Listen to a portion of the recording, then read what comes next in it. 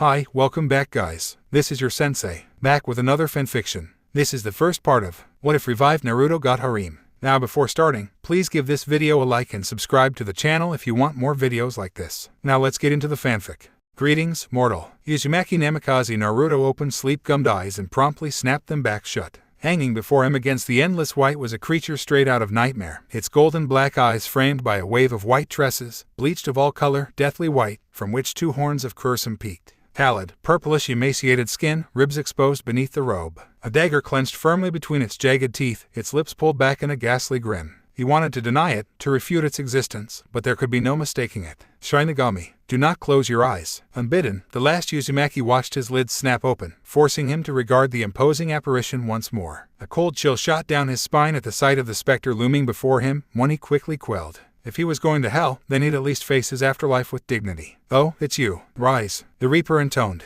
Naruto grunted, propping himself up on his elbows. So he really was dead, then. Funny. He'd always thought death would have hurt more. Not that his death had been painless, mind you. Using the Shikifujin to seal away Madara's soul had been anything but painless. He'd known there would be pain, that even should he succeed nothing but hell awaited him in the afterlife. He'd known this from the beginning. He was a tenuous, desperate last resort, and although he'd failed to seal Abido in the bargain, he still considered it a victory. Honestly, it was still something of a miracle he'd even managed to get his hands on one of them at all, with the Juibai flinging menacing S in nearly every direction. He considered himself lucky to have accomplished half of his mission at all. Even with an undead, immortal body, nothing could have protected his immortal soul from being plucked from said body and sealed away. Granted, he'd lost an arm and a leg in the process, but a win was a win in his book. Uzumaki Naruto had left the world of the living knowing that, while he may have failed to preserve the lives of his friends and family, he'd managed to take the man responsible for their deaths with him in the end. He could take some small solace in that fact, at the very least. He was sorrowed to have lost so many, with nothing to bring them back. If I could do it over again.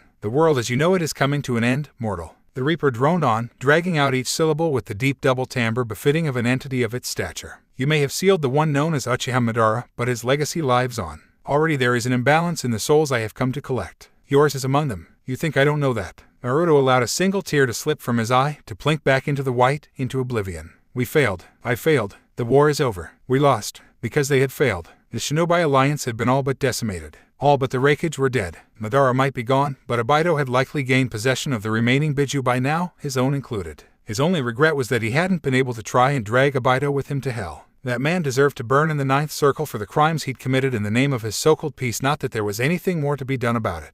If I had another chance, even with Kurama's power, he wouldn't have been able to stand up to three Uchiha at once by himself. His one regret was that despite his best efforts to make it otherwise, his final sight before death had been that of Uchiha Abido. The last sound that of his determined growl that the Moon's Eye plan would come to fruition no matter what he Naruto'd, that he'd at most delayed peace by preventing the world from being cast under an infinite, endless genjutsu. In Konoha was gone. What more did the Reaper want from him? Unacceptable. Oh, Naruto creaked open a broken iris, regarding the specter of death with blank indifference. What does it matter if it's acceptable or not? They won. We lost. There's nothing I can do to change it now, so just let me croak already. Besides, it's not like I've got anything left to live for. Kakashi-sensei, Sakurachin, Bachin, Neji, Hinata, Shikamaru are all dead. I already know I won't be joining them. You might as well devour it now. My soul, that is. The Shinigami stared at him for a long moment, as though weighing its decision. If it was going to eat him, he just wanted it to be over with already. But the Shinigami did not devour him. Instead its gaze became aloof and distant, as though it were peering at something many leagues in the distance. There is an imbalance. The Reaper repeated. I cannot allow this to stand. Inwardly, Naruto bit back a groan. He had a bad feeling about this. Can't allow it to stand. The Shinigami rounded on him with a hiss of breath. The Uchiha's genjutsu, was its growling reply as it spun away from him. With so many under its spell, humanity no longer fears death, nor are there any souls left for me to reap. Unacceptable. This transgression shall not go unpunished. White robes whistled soundlessly as it wheeled around to face him again, golden eyes ablaze. Mortal, what are you thinking in this instant? Heh, your thoughts? The Reaper repeated. I was thinking of Naruto bristled, the rest of his sentence left unspoken. He'd been contemplating what he'd done wrong, what he could have corrected if he had a second chance, a fresh start. A second chance. At first the Reaper didn't seem to register its words, its unholy eyes shrinking to mere pinpricks of brilliance. Suddenly and without warning, it reached a clawed hand up to its hair and yanked down. Hard. Naruto didn't have a chance to protest. He could only gag as his soul flowed from Reaper's mouth, and into his own, pouring life back into his body. Sensation flooded his limbs as life returned to them, enabling his body to move properly as he wished. This one would ask a boon of you, mortal, undo what has been done. Heh,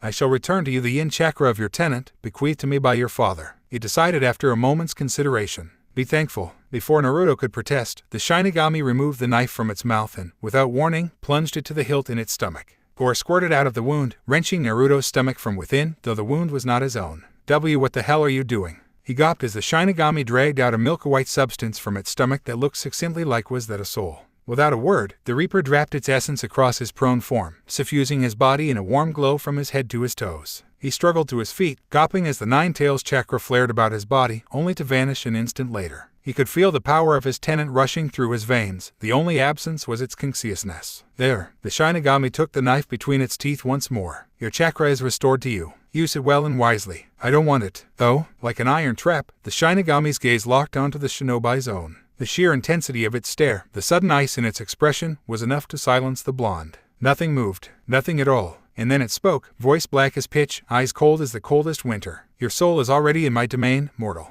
The Shinigami rumbled. It is now mine to do with as I please. You have no say in the matter. Regarding that, you will require more than just the chakra of your tenant to succeed in your mission. Much more. Naruto felt his stomach twist in disgust and revulsion as the Reaper plunged a long-fingered hand deep into the gaping wound in its stomach, driving its arm to the elbow as it sought something within its innards. Naruto looked away, unable to bear such a sight. Rather, he tried. Something in those golden black orbs riveted him, forcing him to look on as the Shinigami finally found what it sought. Abruptly it stilled, its cold eyes locking upon Naruto. Prepare yourself. Prepare myself for what?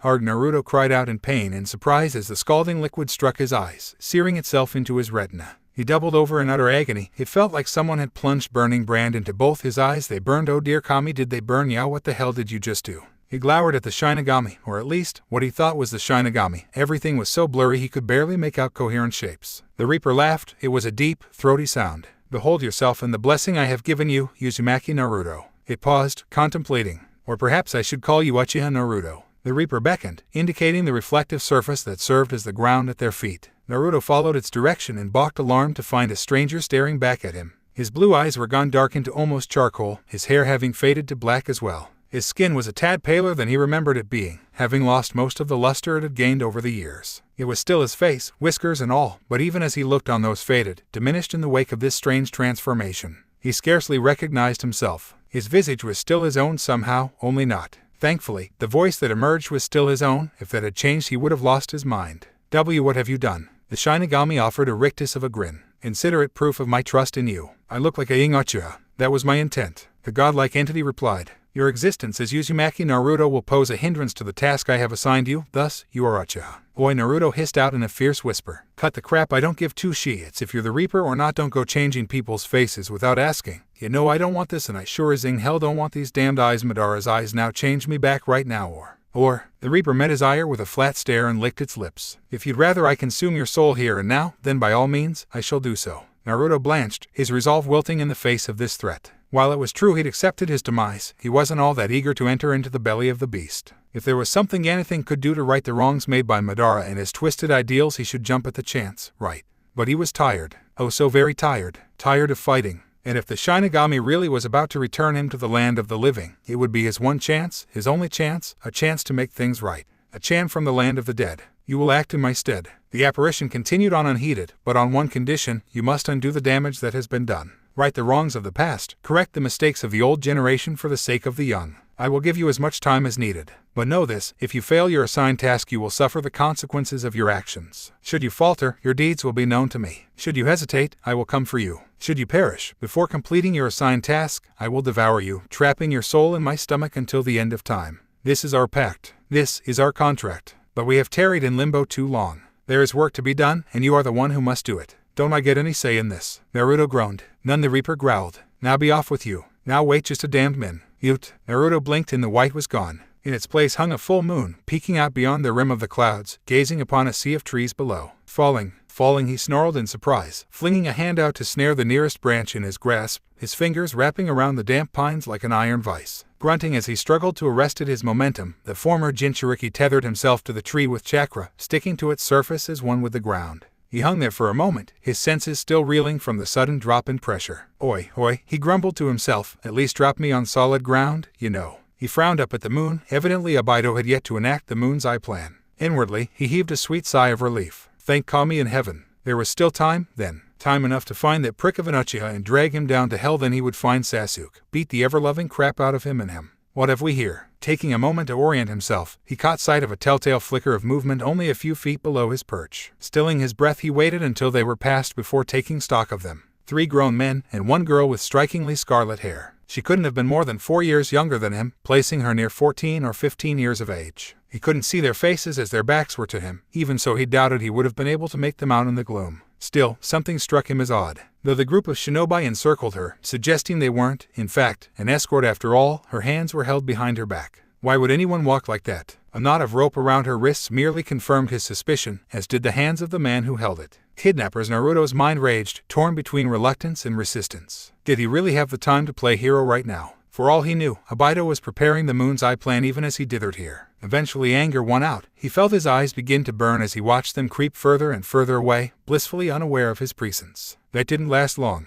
He descended feet first from the trees, dropping like a wraith toward the head and shoulders of the straggler, the one holding the rope. There was a brief moment of tense silence, the man's knees buckling beneath his sudden and unexpected weight, his fingers falling slack around as he reached up to remove the obstruction. By the time he'd realized his own peril, Naruto's hands had already closed around his mouth and face, muffling his cry of pain as his knees struck the damp earth. The Jinchuriki felt no pity for his victim. A vicious twist of the wrist and he was gone, the life leeching from his eyes before his body could touch the ground. Naruto bolted upwards from the corpse and lunged forward, hoping to take the remaining shinobi by surprise. And for a moment, it seemed that he would. Both men still had their backs to him. They were yet unaware of the sudden demise of their compatriot, ignorant that their captive had slowed her pace to a near crawl behind them. Naruto dared to hope he might yet escape from this scuffle unscathed and continue on his way. His hope shattered as a small squeak pierced the air. Both men rounded as one, a brace of shuriken flying from their fingertips in the time it took a lesser man to blink. Thankfully, Naruto was not a lesser man. In the time it took the girl to squeak in surprise, he'd already dropped flat to the road. The deadly throwing stars now whistled harmlessly over his head. As the last of the lethal projectiles whisked themselves by, he was already in motion, lunging into the moonlight, throwing himself between the men and their captive before they could even comprehend his presence. Beneath the light of the moon, he was finally afforded a clear picture of her captors, and they, him. Their faces weren't even remotely worth mentioning, although they did stiffen as he stood to his full height. "Oi, what the hell do you guys think you're doing?" Naruto growled, recognizing their Hishiate as belonged to Kumigakure. "Doesn't your Raikage have better things to do than kidnap little girls?" We're in the middle of a war for Chrisakes, he balked as the 2 remaining Cloud Shinobi exchanged a glance, took one look at him, then at his Hishiate, and drew their kunai. "Shit, an Uchiha," one of them exclaimed. "Hey, I'm not in." "Kill him," cried the other. A muscle jumped in the blonde's jaw. "Try me." Gwa. The last of her abductors toppled backwards, gurgling as he clutched at his now broken windpipe with both hands. Naruto contemplated him a moment longer, savoring his stricken expression, before a roundhouse kick smashed into his now unprotected stomach. A third and final blow put him out of commission altogether, sending his body careening through the undergrowth. Naruto watched him fall and had to visibly bite back a laugh at the ease with which he dispatched his opponents. And to think they called themselves shinobi. Their movements were slow and predictable. It was almost laughable. No, it was laughable. He needn't have killed those 2, but with those injuries, they wouldn't be waking up for a good long while. A soft whimper abruptly reminded him of his place. "You Uchiha." Naruto rounded on the voice with an exasperated hiss, his eyes wild and stopped. The red-headed girl was looking up at him with something akin to shock, or perhaps it was awe. He couldn't be certain of it in the dim light. He was, however, certain that she was looking at him. "Oi, I'm not." He frowned down at her, the words dying on his lips as he caught a glimpse of himself in a nearby puddle. Sinister scarlet orbs stared back at him, ringed by a single Tamo in each iris. Sharingan. Naruto bristled at the sight of the cruel crimson eyes, unable to accept that they belonged to him, to the sinister visage staring back at him. So it wasn't a dream after all. The Shinigami really had Ed with his DNA. Apparently that angry outburst earlier had been enough to unlock the vaulted eyes of the clan. Not his clan. Now Naruto refused to think of himself as one of those Stick-Up-Their-Ass Avengers, even with his newfound powers and appearance going hand in hand. Damn you to hell, Shinigami. He contemplated the quivering Konoha had to be at least a genin for what felt like an eternity. Clearly judging by her Hishiate was from Konoha. But why would Kumo try to kidnap someone so suddenly? There was a war on. For the love of Kami, what possible purpose could the kidnapping of a single soul serve? Hell. He had to at least try and get her back to Konoha. She didn't look to be in any real shape to make it back on her own anyway. "Hey, you alright?" he asked. She continued to stare at him, her mouth agape. Naruto took a deep breath and closed his eyes. When next they opened, he saw no hint of the accursed copy wheel in them. "Hello? Anyone home?" Scowling, he waved a hand before her face, eliciting a slow series of blinks. Doubtless she was still in shock over her recent release. How did you find me?" she asked softly. "She speaks." Naruto couldn't help but chuckle to himself. "As to how I found you, well, I guess you could thank your hair." He didn't feel like explaining to her how he had literally fallen out of the sky. Still, there was something oddly familiar about this girl. But what was it? The eyes? Or hair? He couldn't quite place his finger on it. Inexplicably, the girl flushed. You followed me because of my hair. Not just because of your hair. Naruto tried and failed to keep the grin from his face as he poked at her Hishiate. Because you're a comrade. You know what they say, those who break the rules are S, but those who abandon their comrades are even worse than S. As he looked on, her cheeks continued to darken, as though heated by a furnace from within. Why was she blushing? Shrugging, Naruto stooped to untie her, slicing through the knot binding her wrists with a simple slice of a kunai. The girl mumbled her thanks and rubbed at her wrists, still refusing to look him in the eye. Strange, she refused to look at him even after he'd saved her. It hardly looked as though she'd be walking back to the village, either. Seeing no other way, he reached down and smoothly swept the genin off her feet as easily as a groom would his blushing bride. They got a reaction out of her. The Kunoichi sputtered in surprise, her face flaring a shade brighter than even her silky scarlet hair. Hey wait a minute, she cried. What are you doing? Isn't it obvious? Naruto couldn't believe her gall. Here he was trying to help her, and still she was being indignant. You can't walk, so I'm carrying you. The girl grew still at this, her large eyes growing larger still. It was as if she were truly looking at him for the first time. What's your name? Uzumaki Naruto, he instinctively amended, cursing himself for using that cursed clan name. And just who might you be? Chibai. The girl puffed out her cheeks in defiance. I'm not a Chibai, my name is Uzumaki Kushina, Databane. Databane? Naruto dropped her like a hot potato. He felt color drain from his face, felt a cold sweat break out across his broken and battered body. Before his mind shut down, he understood two things. First and foremost, this little girl was beyond any shadow of a doubt his mother. Second, apparently when the Shinigami had tasked him to right the wrongs of the past, he'd been speaking literally as well as figuratively. Because this little girl was his mother and she was wearing a Konoha Hishiate, and he had the succinct feeling he wasn't in his own time anymore. Oh dear Kami. Hey, are you alright? A girl who would one day become his mother asked. You're looking kinda pale. And what did Naruto do upon realizing this, you ask? Great Scott. Why, he fainted, of course. Hey, are you awake? Abaido. Naruto bolted upright with a startled snarl, eyes blazing, fingers wrapping around the first thing within reach and dragging it forward. A tiny feminine eep sounded somewhere off to his right, plucking him from the last vestiges of his nightmares at last second, 1 second too late. He found himself face to face with a young Uzumaki Kushina, her visage hanging perilously close to his own. Her cheeks were an incredibly bright shade of sweet scarlet, probably because she was sitting in his lap. Her nose was brushing against his, lips dangling mere centimeters away. Oh, shit. Memories came flooding back, reminding him just why he'd been out cold in the first place. He had fainted. Fainted, because he'd realized the awful truth of the Reaper's words. Righting the wrongs of the old generation for the sake of the new hadn't been a mere metaphor. They'd been literal. At first he failed to understand what he had to gain by going this far back in time, then reality hit. He could fix everything. He wouldn't lose his friends, or his family, nor his parents to Abaido. That's right, he would find Abaido, and wait, had Abaido even been born yet? Naruto-san. Naruto bristled at his mother's words. He'd learnt enough about his youth to expect a painful blow in recompense for his temerity. But none came. To his infinite disbelief, she turned her head aside, her eyelids drooping slightly shut in what might have been embarrassment or wait. Wait just a damned minute. She wasn't expecting him to. Why, you're hurting me, she whispered. Duo. Naruto forced himself to relax his grip, his teeth sinking into his lower lip until he tasted. That was close. Too close, way too close. He'd nearly ate his own mother, although, looking at her now, it was hard to think of her as such. Difficult to reconcile this blushing vixen only just entering into adolescence with the woman he'd met inside his seal. Did she already have Kurama sealed inside her, he wondered. If so, did the old fox retain any memory of him? Or had his mind been wiped clean, so much like everyone else? He ruthlessly resisted the urge to inquire about his former tenant. He knew from experience just how bitter the life of a Jinchuriki could be. Hey, Naruto glanced down at his mother, mildly alarmed to find her still chewing on her lower lip, squirming restlessly in his lap. Just how long do you intend to hold on to me like this? Once more, he silently suppressed the urge to panic. Although he had loosened his grip on Kushina's hand, he still hadn't let go of her waist just yet. Well, damn. Naruto forced himself to retract his arm, allowing the Kunoichi to skitter backwards and out of arm's reach. Sorry, he muttered. Determined to distract himself, the Uzumaki turned Uchiha hazarded a glance at their surroundings, taking in the small clearing they had apparently made camp in. The warmth afforded by the small fire burning behind served as their sole source of their illumination, thrusting their shadows against one another at odd angles. As he looked on, the flames flickered and grew dim. They couldn't have that now, could they? Drawing a deep breath in his lungs, he molded some chakra in his stomach, forming a single seal with his left hand. Kushina's gaze flicked toward him as he did so. Katen. Without another word, he exhaled, expelling a thin stream of flames into the flickering blaze. Burgeoned by the fire, it leapt to life, brightening their surroundings considerable, a marked improvement on the dim lights offered earlier. When he returned his attention to the clearing, he found the Kunoichi staring at him. Arigato. Kushina whispered, wringing her hands together. Naruto titled his head to the side, the universal way to Konoha. But the kunoichi only flushed ever darker. "Hi, Mo," she exclaimed, her face flushed with anger. "I'm trying to thank you for saving me back there, Databane." "Well, excuse me, Databeo." Naruto couldn't help himself. The words alongside his verbal tick-fooled from his lips before he could stop them. "Kinda hard to tell when you're shouting at me, you know." At these words Kushina stiffened, her eyes bulging so large, her son was certain they'd fall right out of her pretty little head. Crap, Naruto's mind scrambled for an explanation, desperate to explain his verbal tick before his mother had a chance to put two and two together. Oi, it was so ridiculous that Kushina could not hold back her laugh. When was the last time she had laughed? Certainly not since she'd come to Konoha, not since she'd become a genin.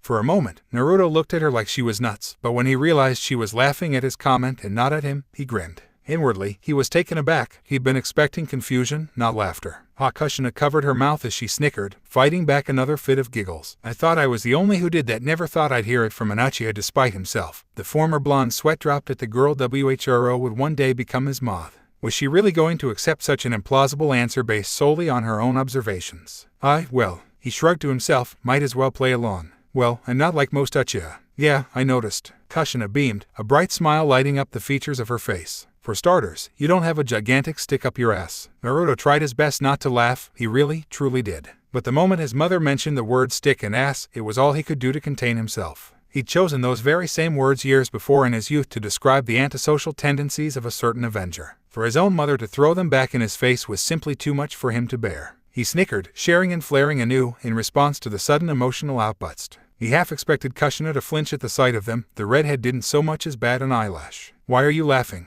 she asked. "Because it's true," Naruto guffawed, momentarily forgetting himself in his good humor. "The Uchiha do have a stick up their ass." His mother looked at him like he was crazy. Hell, she probably thought he was. "Hey, that's your own clan you're talking about there, T-Tabane." "Yeah." Naruto's laughter stilled in his throat as he caught sight of himself in a nearby puddle, gazing upon his reflection with intent. He cut an imposing figure in his jounin uniform. Although he still loved the color orange, the war had been particularly unkind to his old jumpsuit, forcing him to give it up long ago, before he'd lost everything. He pushed a hand through the shaggy raven mess that was once his blonde hair, idly marveling at the man who stared back at him. Having been promoted to Jonin shortly before the Jujubai laid waste to what remained of Konoha, he'd garnered a considerable repertoire of ninjutsu, in addition to his already countless odd variations of the Rasenjin and Rasen Shuriken. Looking at himself now, he couldn't help but wonder, would he still be able to use them? Would his contract with the Toads exist in this time? Would he be able to use Senjutsu? Haraishin. His reflection offered a nervous smile in recompense for his temerity. But it was his pair of blazing line orbs that riveted him. Instead of a single mark in the Sharingan, as he'd seen before, a pair of twin tamos circled angrily in each of his eyes, spinning with such speed they seemed little more than a black blur. He quelled them with an effort, but calming his troubled mind did not prove nearly so simple. What the hell was going on here? He was certain there'd been only one Tamo the last time he had looked. No, there were two. Granted, he knew precious little when it came to the vaulted eyes of the Uchiha clan. What he did know came from mostly second-hand knowledge, and Kakashi-sensei. For a Sharingan to simply gain another Tamo without cause was unheard of. Then Naruto remembered to whom these eyes belonged, and suddenly, everything made sense. Madara's eyes were evolving on their own. They had to be. There could be no other explanation. A sudden thought chilled him to the bone. If they were indeed evolving off their own accord, would they become the dread Mangekyo Sharingan on their own? Onsif gained that. It was only a matter of time until he became blind. And, thanks to his situation, he lacked a sibling or parent to swap eyes with. Naruto-san. The former blonde blinked, jostled from his reverie by Kushina's concerned expression. "Naruto," he replied. "Just Naruto will do." His mother flushed. Then Naruto, may I ask you a question?" "Shoot. How old are you, if you don't mind me asking?" Naruto nearly fell over. 17, he answered, yielding his true age without thinking. "I'll be 18 in a couple of months. Assuming I don't get myself killed before then," he added to himself. "My turn." He peered at her a moment, his eyes intent. "Urellan guess, 13. 15 Kushina shot back. "My birthday was last week." Naruto managed a weak laugh. "Happy belated birthday." Her anger seemed to abate a bit at that, her gaze softening as she looked upon him. "What? It's just," Kushina fidgeted, "you're one of the first to wish me a happy birthday since I came to Konoha." Naruto tilted his head aside, struggling to remember what little he did know about his mother. "You've got to be kidding me. No one's wished you a happy birthday." Kushina bobbed her head in acknowledgement to his words. It was all Naruto could do not to shout. From what she'd told him of it, her life in Konoha hadn't been particularly pleasant in the beginning. What, to think she'd not have her own birthday celebrated, just like him was this too, because of the Kyuubi. "Not since I left Uzumaki, no." "Well, I'll get you a present when we get back, or something." Naruto viciously bit back the urge to clamp a hand over his mouth as soon as he spoke. He'd just overplayed his hand. In his desire to cheer his mother up, to banish her melancholy mood, he'd gone and risked making a fool of himself. Probably already had Kushina stared at him with wide eyes, her expression torn somewhere between delight and disbelief. Eventually she seemed to settle upon the former, much to Naruto's eternal chagrin. You know what? She decided suddenly, I'm going to hold you to that. Especially since you're only the second Uchiha to be this nice to me. Who was the first? He wondered aloud. Mikoto-chan. Kushina brightened as soon as she uttered the name. She's my best friend. You'd probably like her. Mikoto. Something stirred in Naruto's memory at the mention of that name.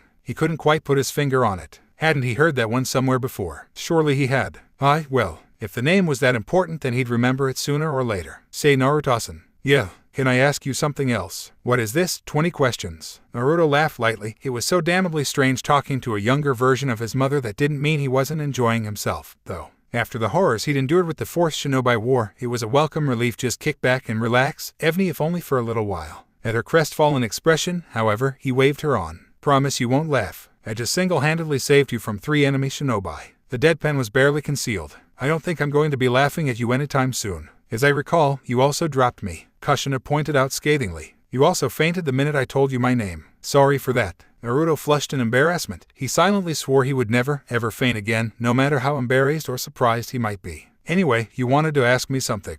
Well yeah, T-Tabane. Kushina leaned backward on her haunches, looking anywhere but at him. But this is just out of curiosity. Naruto's sweat dropped. He didn't recall his mother ever being this evasive. Is there supposed to be a question in there? All right, the genin shook her head, her cheek burnished a sweet shade of scarlet. I'm just going to come out and ask. Naruto steepled his fingers and laid his chin upon them, doing his best to keep the smile from his face as she struggled to formulate her inquiry, his own embarrassment forgotten. Do you have a girlfriend? And there it was again. This time, Naruto really did fall over. Of all the things to ask him, she asked that. Groaning, he dragged himself back onto the log, only to find Kushina eyeing him intently, her violet orbs piercing him where he stood. Damn it. Though she was easily 2 years his junior, he found he just couldn't bring himself to deny her when it came to questions such as these. He could have lied to her, vehemently denied it, but in the end, he chose the truth of a different sort. No, he admitted, the words burning in his throat. I don't. Not anymore. Another half-truth. He'd led a brief and tenuous relationship with Sakura sometime after the war broke out, one that had begun shortly after Sasuke's death and ended far too quickly, cut brutally short by her death at the hands of Uchiha Obito only a month later. Yet another reason Naruto was looking forward to tracking down that Sonova in this time and wringing the life out of his lungs. If that made him a murderer, then so be it. He just couldn't bring himself to forgive that asshole for killing the only girl he'd ever loved. Oh, she must have seen his murderous expression, because the inquisitive lilt faded from her eyes. I'm sorry, she sputtered.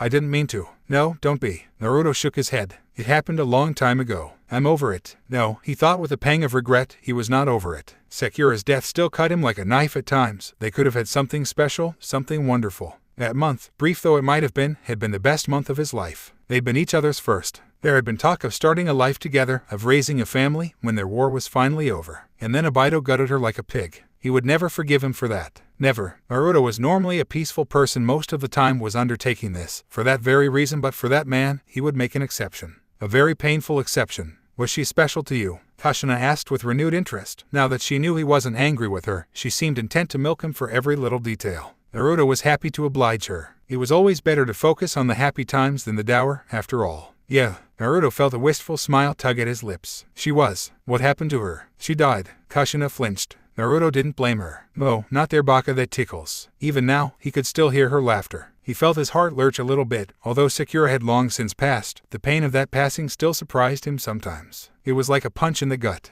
A soft touch on his sleeve drew his attention. Naruto blinked in surprise, startled to find Kushina's hand resting on his own. I'm sure she loved you very, very much. Naruto bit back a laugh. Ironic that he was the one being consoled here. By his own mother. She didn't press him for details and she didn't tell him how sorry she was for his loss. She didn't berate him for pursuing the path of revenge in the first place. Since rescuing her only hours before, she had not even tried to pester him about what his true intentions were, which was more than a little puzzling. She just looked at him, with those overlarge violet eyes, and held his hand. She was just there, supporting him in silence and not asking anything of him. Mystified, Naruto felt like she understood a little of what he was saying. He found himself intertwining their fingers just to see what it felt like. Yeah, he said. After Sakura's death, the only time he really came into actual physical contact with other people in the future was when he was fighting them. That had been life with the Fourth Shinobi War. That was the life he'd lived after losing his love, a life full of loneliness and distrust. It was all he'd known for the last year of his existence. Feelings like those didn't fade away overnight. Must have been my smoldering good looks, he muttered to himself, reflecting on his change in appearance. It was difficult to accept he was here, trapped in the past, in a body he barely recognized as his own.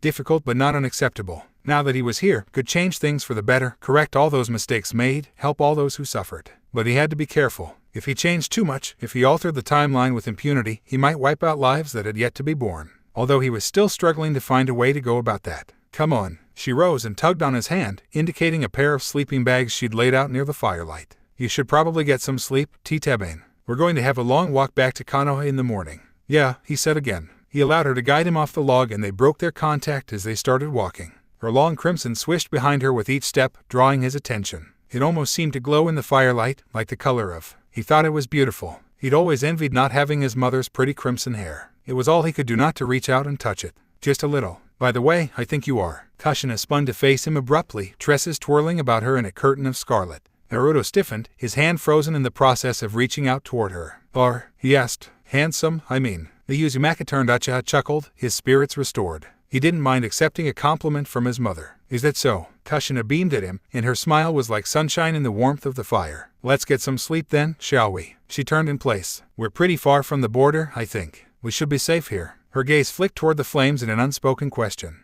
Naruto nodded, stepping past her, eyes narrow with intent. I'll put out the fire. Without even thinking, he flicked through a simple set of seals, drawing chakra into his stomach. Not for the first time was he grateful for expanding his repertoire of jutsu. Suten, Mizurapa. With a brief exhalation he doused the flames with water, soaking the roaring blaze to its core. Allowing his eyes to adjust to the blackness, found that Kushina had already begun to tuck herself into the nearest sleeping bag, the smallest of smiles dancing on her lips. What? Oh, nothing. He could have sworn he heard her whistle in the gloom. It's just, that makes 3 now. Wind, fire, and now water. Naruto allowed himself to arch an eyebrow, so Kushina had seen him use that wind jutsu during his earlier scuffle with her 2 captors. Just how chakra natures do you have? Well, I'm a very skilled shinobi. A flicker of motion in his peripherals brutally derailed his words and the train of thought, shattering his good mood like so much glass. Naruto frowned, his gaze shifting from Kushina, sliding across the clearing, tracking with the movement. They're lingering just beyond the light of the fire. A shadow, but not just any shadow. Human, crouched low and toward the brush, obviously intent on remaining hidden. A shinobi. Shit. Naruto gave no outward sign that anything was wrong. He merely kept his gaze trained on Kushina, all the while eerily aware of their Suntob attacker closing in behind them. It was only when he caught sight of the telltale flash of a Kumigeki or Hishiate that he permitted himself a soft snarl. Shit, Naruto. Kushina said his name, but she may as well have whispered to him for all the good it did. His mind was already working, trying to figure out where he'd gone wrong. Shit. He cursed himself for not realizing it sooner. Shinobi always operated in a 4-man cell. Always. He'd taken out 3 of them guarding Kushina, which meant the 4th had likely been on recon at the time. Well, if he thought he'd get him with his guard down, he would be sorely disappointed. Slowly, the man pulled what looked like a giant shuriken from his back, committing a few precious seconds to drawing the ungainly weapon. A slow smile plucked at the corners of Naruto's mouth. He'd been waiting for just that opportunity. Gotcha. In the time it took the man to position the weapon, the former genin had already closed the distance between them. A faint draw upon what remained of the Kyuubi's chakra was more than enough. A kunai slid down his sleeve and into his awaiting hand, thrust forward now into the stomach of the stunned shinobi. Are there any more of you? Naruto hissed as he watched the light leave the man's eyes. Answer me. His target sneered, lips quirking in a triumphant smile. Fool. To the blonde's infinite dismay, the man vanished in a plume of smoke, leaving a harmless log behind. Substitution. Even as he registered the feint, the dull buzz of a thrown shuriken reached his ears, resounding louder and louder with each passing second.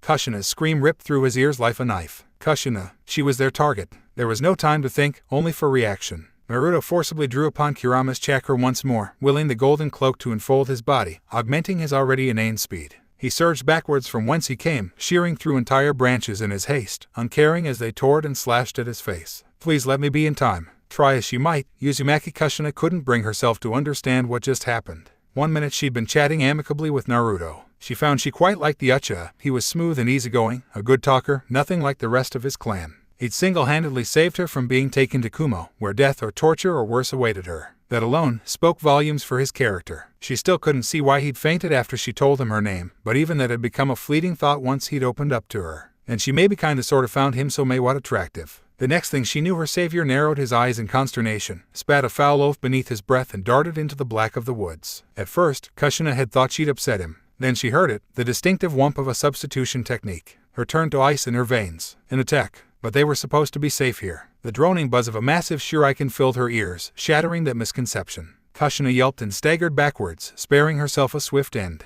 A warm ribbon of pain slashed across her shoulder as the deadly missile whirled past, leaving her stunned and shaken. Someone was screaming at her, but she couldn't hear them, her ears still ringing from her close call. Kushina Naruto's voice rang out from behind her flank, the fear and desperation in his words piercing her deafness, rooting her in place, down. Kushina had only the time to blink as a golden blur cut across her vision, knocked her to the ground in an instant and hurling itself atop her. And not a moment too soon. The Uzumaki turned Uchiha grunted in surprise as something sharp slashed through his jumpsuit and bit into his lower back. The unfamiliar edge of a massive shuriken burrowing into his flesh, nearly causing his arms to buckle, threatening to throw him forward and onto her altogether. A thin line of leak between his lips, spattering onto Kushina's cheek. She gawped at him, violet eyes wide, mouth frozen in an open oval. The words hitched in her throat, refusing to come no matter how much she might want them to. "Why?" she whispered. Naruto opened his mouth to speak, all that emerged was, "Bakayeru," he hissed through clenched teeth. "You act like cough I needed a reason to save you." His lips quirked in a pained smile. "After all, you're the same as me. When he bit off the word, lost my parents, no one ever complimented or recognized me. Being the bad student I was, I screwed up a lot during class on purpose because I wanted to get everyone's attention.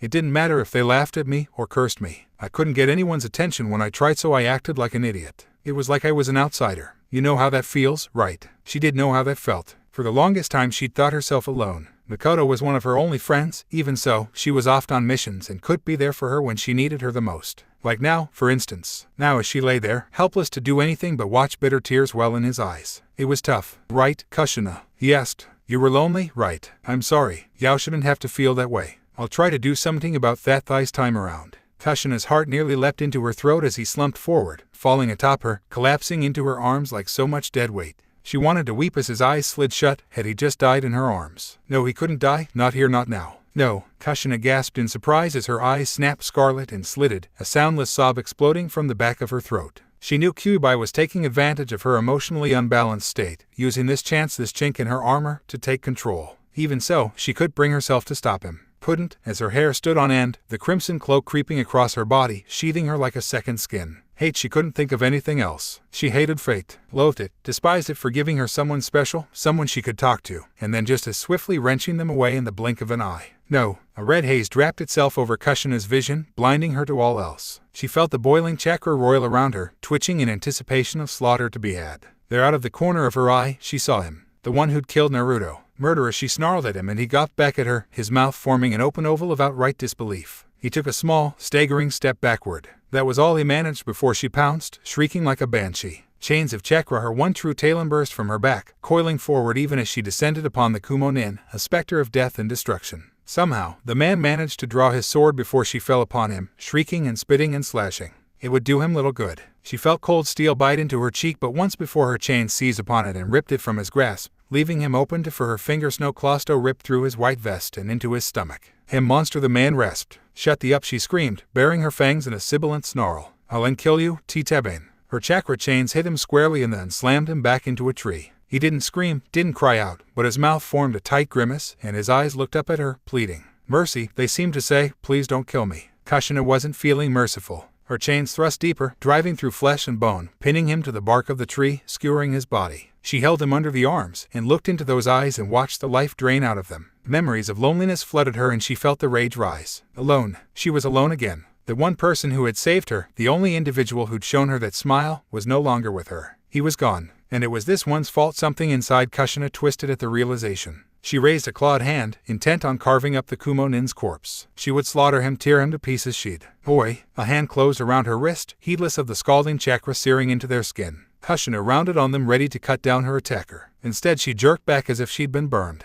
Naruto. She found the Uchiha looming over her, peering down at her with intent, sharing and blazing into her crimson orbs. Scarlet met scarlet and the latter yielded. Relief flooded her like a wave, obliterating the rage before it had any chance to mount any sort of counterattack. Bereft of a means to control her any longer, Kyuubi's chakra dissipated, evaporating around her like so much steam. He's dead. The Uchiha rumbled. No need to carve up his corpse. Kushina's eyes widened. She had not been expecting this at all. But I thought I was dead. Naruto arched an eyebrow. The corners of his mouth lifted, quirking into a wry grin. Sorry, but I won't die that easily. He weighs a live. But his wound, she thought. Baka, she sobbed, her fists curling feebly against his. Baka, Baka, Baka, I thought you died, thought you were dead. And an RGH. Naruto doubled over in her embrace with a groan, touching a hand to his back. His hand came away covered with. You're hurt. It's just a flesh wound. He chuckled, waving her concerns aside. Don't worry, I'll heal. Wada Minul. SH. He hushed her. Let me have a look at you. Naruto was painfully aware of what he'd done, and saving Kushina a second time, he'd unknowingly mirrored the actions of Urike-sensei. But it was the truth. His mother was the Jinchuriki of the Kyuubi before him. She had already suffered torment before it was sealed inside her. He felt a touch of guilt at feigning his death back there, but he'd had no choice. That shuriken had been coated with poison. It'd take time and a sizable portion of Kurama's chakra to purge it from his system. But now he knew for certain. He need no longer ask Kushina Uzumaki if she was currently the container of the Nine Tails. Now he knew. You saw that, huh? She seemed almost sheepish. I did. Naruto could already feel his back wound closing. Evidently he'd retained his tenant's regenerative properties. His hand, however, proved to be another matter. He grabbed onto Kushina whilst she was wrapped up in Kurama's chakra. That one wouldn't be healing anytime soon. But that was neither here nor there. He'd expunged the poison from his system. He had to make certain Kushina had been able to do the same. Slowly, so as not to startle before. Hold still. He placed a hand to her cheek, another to her shoulder, his palms radiating green light. You've been poisoned. I need to draw out the venom. Sakura had, at his insistence, taught him some of her medical ninjutsu. He absolutely ate at it most of the time, and it drained his chakra like no tomorrow, but he at least knew enough to safely neutralize foreign toxins. She squirmed once she saw the ravaged state of his hand, but complied all the same. Do you hate me? She whispered as he tended her wounds. Her words were soft, forlorn. He would hate her, just like everyone else did. Everyone except Mikoto, and even she didn't know the truth. What's this all of a sudden? You saw it. Kushina pantomimed a gesture at her stomach, unable to quell the hopelessness starting to swell inside of her. What I have inside me. I'm a monster, she cried out in surprise as the Uchiha seized her by the shoulders and shook her roughly. His coal-black eyes were dyed with chakra, flaring the distinctive crimson color of his clan. His chakrate felt cold, like she was looking at someone else, staring into the eye of a complete and total stranger. His tamo entranced her, spiraling hypnotically before her face, little more than a blur before her eyes. He gripped her tighter still, shoved his visage dangerously close to hers. Never, he hissed, words rough with anger, call yourself that again. But I, never, Naruto growled, his tone left no room for argument. Why the hell would I hate you for something you're not? At his words, Kushina felt herself begin to break, all the barriers she'd built in her mind come crashing down around her ears. When the tears came, she couldn't stop them. This was all too much to hope for, let alone dream. In the span of only a few hours, her life had gone from a lonely little existence to this. This she hadn't expected anyone to look for her to begin with, let alone rescue her, and all because of her hated crimson hair. Arigato, she whispered, hugging him tightly, burying her face in his in a vain effort to hide away her tears. Thank you so much, Naruto-kun. She felt the tension ease from his shoulders as she held him, felt him relax obeyed marginally into her arms. His heart thudded warmly against her ear, a soft, reassuring rhythm that promised her all would be all right. A sudden swirl of leaves broke that promise. Kushina felt words leave her as a young man of roughly 15 years or so emerged from a body flicker. His shaggy blonde hair framed cold blue eyes, eyes that told the world he'd come here been expecting a fight. She felt her heart lurch at the realization. Minato had been following her, too. He'd come to save her, but he hadn't been expecting someone to beat him to the punch. To her, she watched the emotions flicker over his face, confusion, suspicion, sadness, and danger. It was gone too quickly for her to tell. Kushina, he paused as his eyes fell upon Naruto and her close proximity to him. His face fell. It seems I'm interrupting something. I can always come back later if you'd like. Minato, she sputtered in surprise, scrambling to her feet. When did you? Naruto scrubbed his hand against shut eyes, silently fighting the urge to simply pass out. Because this had to be a dream. It must have been a dream. He had to forcefully slow his hammering heart. Both his mother and father were standing before him, arguing. It took everything he had not to embrace them on the spot. He chose to maintain his silence as the pair conversed, Kushina explaining all that happened between Naruto's arrival and Minato's. When she finished, I don't think we've met. His father smiled wanly, extending a hand. I'm Minato. Naruto. He clasped the youth's hand and shook, not trusting himself to give away his true surname, not at the moment. Uchiha Naruto. Uchiha. Minato's head tilted to the side slightly. I thought you looked familiar. Familiar? You must be mistaken. Naruto put on his best poker face. I've never seen you before in my life. No, I'm sure I've seen you somewhere before. Minato argued. Look, I don't know what you're talking about. Naruto emphasized with a shake of the head. Minato, will you stop arguing with him, Titebane? Kushina snapped at the both of them. Naruto-kun saved my life, so stop pestering him. Both boys bristled, but for entirely different reasons. Though they each knew better than to risk the wrath of raging redhead, Minato seemed more hurt by it than anything else. Naruto simply sighed in disbelief. He was amazed with his own ability to keep a mostly straight face upon seeing his mother and father. If he hadn't met them previously in his mindscape, he probably would have been acting like total fanboy right at the moment. Thankfully, he had grown up in leaps and bounds during the course of the war, and knew how to keep a straight face when he really needed to. It was perhaps a bit easier to deal with than it would have been otherwise, considering he was currently older than his future father and mother. Of course, his screwed-up DNA probably kept them from recognizing the similarity, too. Shall we move on? He indicated the horizon. The sun was just now beginning to rise. It looks like we won't be getting much sleep after all. As they reached the gates, Naruto nearly facepalmed from frustration. The return trip had been fairly uneventful. Therein lay the problem. He'd felt his father's eyes boring into his back for most of the way, and while the two of them remained pleasant with one another, he couldn't help but wonder if he'd done something to irk him. Kushina, on the other hand, practically glowed. She'd kept him occupied the entire length of their travels and such, proving a welcome distraction and conversation. It was almost like having a little sister. While he knew rescuing Kushina had been the right decision, he still wondered if he should have waited for his father or someone else to swoop in and save the day. He'd acted recklessly and without thinking, and possibly already altered events beyond his control. But no, his true frustration stemmed from the keen look both guards were giving him at the gate. Clearly they recognized Minato and Kushina, but Naruto not so much, and well within good reason. He'd been so wrapped up in his plans to change the future that he'd failed to recognize a fatal flaw in the present. Naruto did not exist in Konoha. To make matters worse, he was still wearing his old initiative. Someone were to stop him and ask who he was. If someone did not recognize him, he was toast already. Kushina must have seen him squirm somehow, because he felt her gaze fall upon him. I didn't exactly have time to ask for permission when I went after you, he whispered, lying through his teeth and scrubbing at the back of his head with a hand.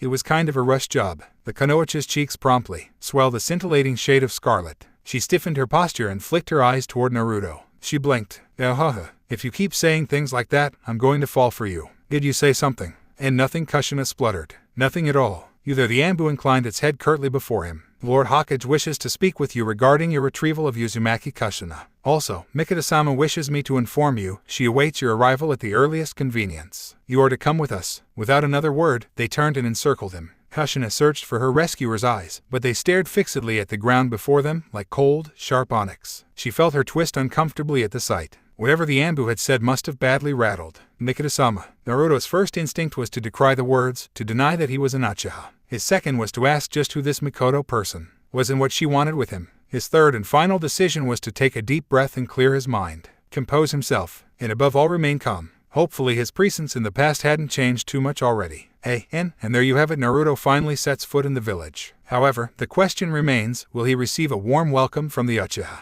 or a cold one? To be honest, originally I wanted to go a different route. With this, to have everyone in the village remember Naruto as an Uchiha, someone whom we know he is not. Then I realized that just wouldn't do at all. Naruto wants to be seen as himself, not someone he isn't. Pairing is still up in the air, but Mikoto is most likely going to be involved, although I will gladly take any other recommendations that are offered. Kushina's falling for him, but the question does remain, will Naruto ever reciprocate her feelings? I'm leaning toward yes, in time I may even include Tsunade, seeing as how the age gap has shrunk to almost nothing now. So in the immortal words of Atlas, review would you kindly, and enjoy the preview. It's a long albeit disjointed, don't consider it proof I fully intend to continue this story.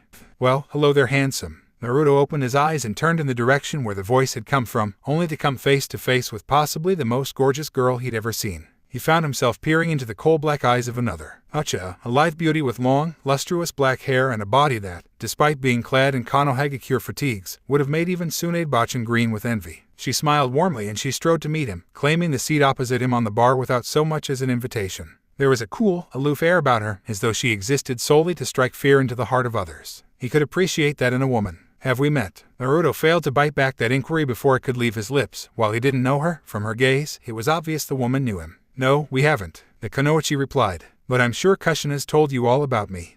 I'm Mikoto. Pity. She shrugged her shoulders. Father won't like that. But thanks, for whatever it's worth. Naruto almost barked out a laugh before he realized the repercussions of his actions. Instead of Minato saving his mother this time around, he'd been the one to do it. His actions weren't helping his case any. He had to calm down and think things through rationally from here on out. The slightest action could have untold repercussions in the future. Mikoto, a male voice exclaimed. What are you doing? The smile shattered on Mikoto's face like so much glass. Before Naruto could protest, she looped an arm in his and drew dangerously close to him, bosom pressing into his arm. While he himself was sure no stranger to intimacy, he still felt a flush rise in his cheeks as she did this to him. He was, after all, only human. Let her play along, she hissed in his ear, mere moments before a stern-looking man appeared via Shuzen. What is the meaning of this, Mikoto? He demanded. What does it look like I'm doing, Fugaku? She smiled, scooting closer to Naruto. I thought I'd introduce myself to our long-lost clansman. Naruto nearly dropped his chopsticks. He knew that name in his youth before the massacre. He'd gotten into enough trouble to learn it well, having often found himself before the man's desk to be brought to the clan's so-called justice for his pranks. Just as he knew this man would someday be the father of Sasuke and Itachi. His left hand twitched with the sudden desire to kill this man. After what Sasuke had done, he'd be doing a world of good by ending his father's life. This fool, Fugaku scoffed. He's no kin of ours, he just walks in here and claims to be one of us. For all we know, he could be an enemy spy. Snick. He blinked in surprise as a thin red line opened across his cheek. Naruto retraced his hand, having been the one to throw the knife with deadly accuracy. Care to run that by me again? Kami, I am so sick of him, Mikoto groaned the moment he was out of earshot. All he does is prattle on like an idiot. He is an ass, isn't he? Naruto muttered into his drink. Mikoto shook her head, raven tresses swaying from side to side. That's not it, I'm the representative of the whole clan. If the clan is in a bad position, I must protect it. I'm an only child and my father isn't getting any younger, so the job of looking after the clan must be left to me. My father is the supervisor of that job, so that's probably why he pays so much attention to me. Though with conversations between us alone today, when Odasan spoke with me, he spoke of you and what you did for Kushina. You were bold, reckless, not a thing like Fugaku, not even in the slightest, and because of that I think he's a bit jealous of you, frankly. Naruto groaned. Well, isn't that just lovely? Kaden, Fugaku snarled. Gaokakyu no Jutsu. Naruto balked as the stream of fire gushed toward him. Unbidden, the memory was there, hand signs and all. Naruto reeled as a wealth of information flooded his mind. It was as if every jutsu Madara had ever seen, ever mastered, was now his own. And he knew just which one to use. Steeling himself, he drew in a deep breath, kneading the chakra in his stomach, giving it shape and form. If one wanted to extinguish a flame, they need only give rise to an even more powerful inferno, by which they might overwhelm and extinguish it. Fugaku must have sensed the sudden movement of chakra, because his eyes bulged. That's Katen. Naruto spat. Dokamekiaku. He exhaled mightily, expelling all the chakra he'd been stoking in his lungs. Everything will be fine, everything will be fine, everything will be fine. Naruto chanted the words like a mantra in his head as he drew nearer and nearer to the Hokage's office, Anbu on guard in tow. More like an escort. The old man probably didn't want him bolting the first chance he got. Naruto didn't blame them. After all, he had shown up with little to no warning, rescued their Jinchuriki, brought her back to the village, and then marched right in their front door. It certainly didn't help that he was dressed like a leaf shinobi. Kami, he was going to have fun explaining that one. Even more so his newfound appearance. On one hand, he could simply have them bring in a Yamanakawa Zanoichi around at this point to examine his mind and memories. On the other hand, Naruto wasn't all that certain he wanted to reveal whether he was from the future just yet. Already his presence here had far-reaching complications. He was painfully aware just how incredibly he might have ed things up between his parents by rescuing Kushina before Minato had a chance to intervene. But that was why he was here, wasn't it? To change things, prevent the future from ever coming to pass. Not if you erase yourself from existence in the process. Bakayaru, his common sense smacked him upside the head. Naruto cringed at the thought, although it also made him wonder what would have happened if his mother and father never got together to begin with. Well, he wouldn't exist, for starters. And if he never existed, then Obaido never attacked the leaf. And if Obaido never attacked the leaf, major headache. Naruto frowned, his pace slowing almost imperceptibly as he mulled the matter over. His guards didn't like that.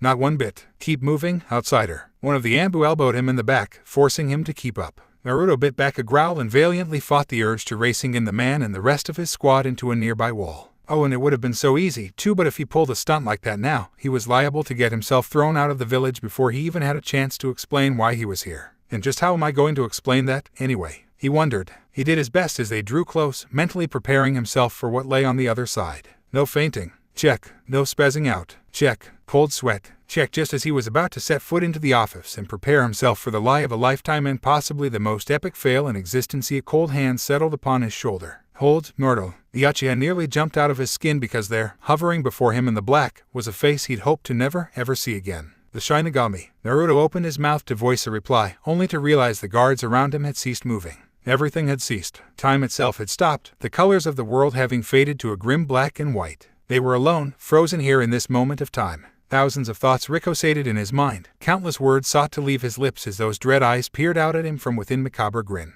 In the end he settled for one. You. The Reaper inclined its head minutely. Well met, my emissary. That brought Naruto up short. Wait, what? He frowned, and not just at his newfound title. You still remember me? His reply was met with a frown and a snort. I am the god of death, boy. Did you not think I would leave you unsupervised when the fate of the entire world is at stake? Well, kinda. Snorting, the Shinigami shoot its head. Even then those eerie eyes never left his, not even for a minute. I thought I ought to inform you of something before you continue on your quest. And before I speak, I should caution you, do not panic. It paused for a moment, and when it finally spoke, its response was stern, almost stoic in its reply. You as you know yourself has already ceased to exist. There was a silence. When Naruto didn't vanish from existence, a low growl left his lips. You want to run that by me again, buddy? Silence, the Reaper reprimanded, its tone strident. By altering your DNA, you no longer exist as Uzumaki Naruto. Rather, you are an Uchiha. You already know this. What you do not know is thus, all traces of your former self were eradicated the moment I first laid my power upon you in limbo. Naruto blanched. He didn't like where this conversation was going.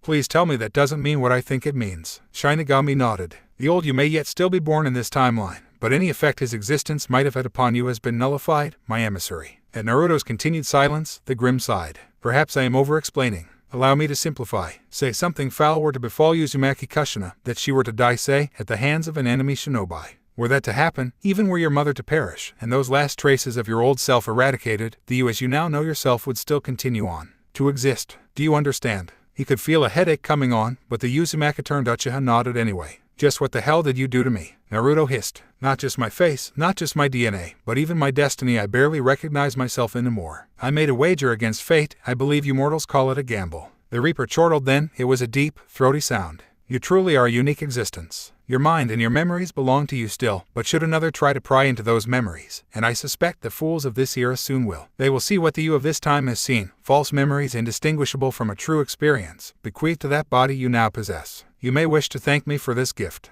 but know this: those golden eyes seemed to brighten at that moment, glowing with eerie intent as the death god loomed closer, its breath cold as ice upon his face. You must keep who you truly are, a secret. I shudder to think what might happen if the timeline comes unraveled any more than it already has. Are you sure I can't just kill myself and be done with it? The blonde growled, placing a hand to his now throbbing temple. It's beginning to sound a hell of a lot more simple. You will not. The Shinigami's voice was like a thunderclap in his ears. I have not bargained my very being on this gamble only to have you end your life a second time. All right, Naruto sighed. Loosen up and take a joke, will ya, Reaper? I do not loosen up in my business, it replied. Now, you are going to be questioned. Interrogated. No, really. His deadpan was airily concealed. Silence. Shinigami snapped back. Now, listen well. This is what you are going to say. Naruto gulped as the Shinigami finished its explanation. That had to be the most up lie ever. You do realize I'm flying by the seat of my pants here, right? I am well aware. The Reaper retorted as the colors of the world began to return, the flow of time moving inexorably ever onward.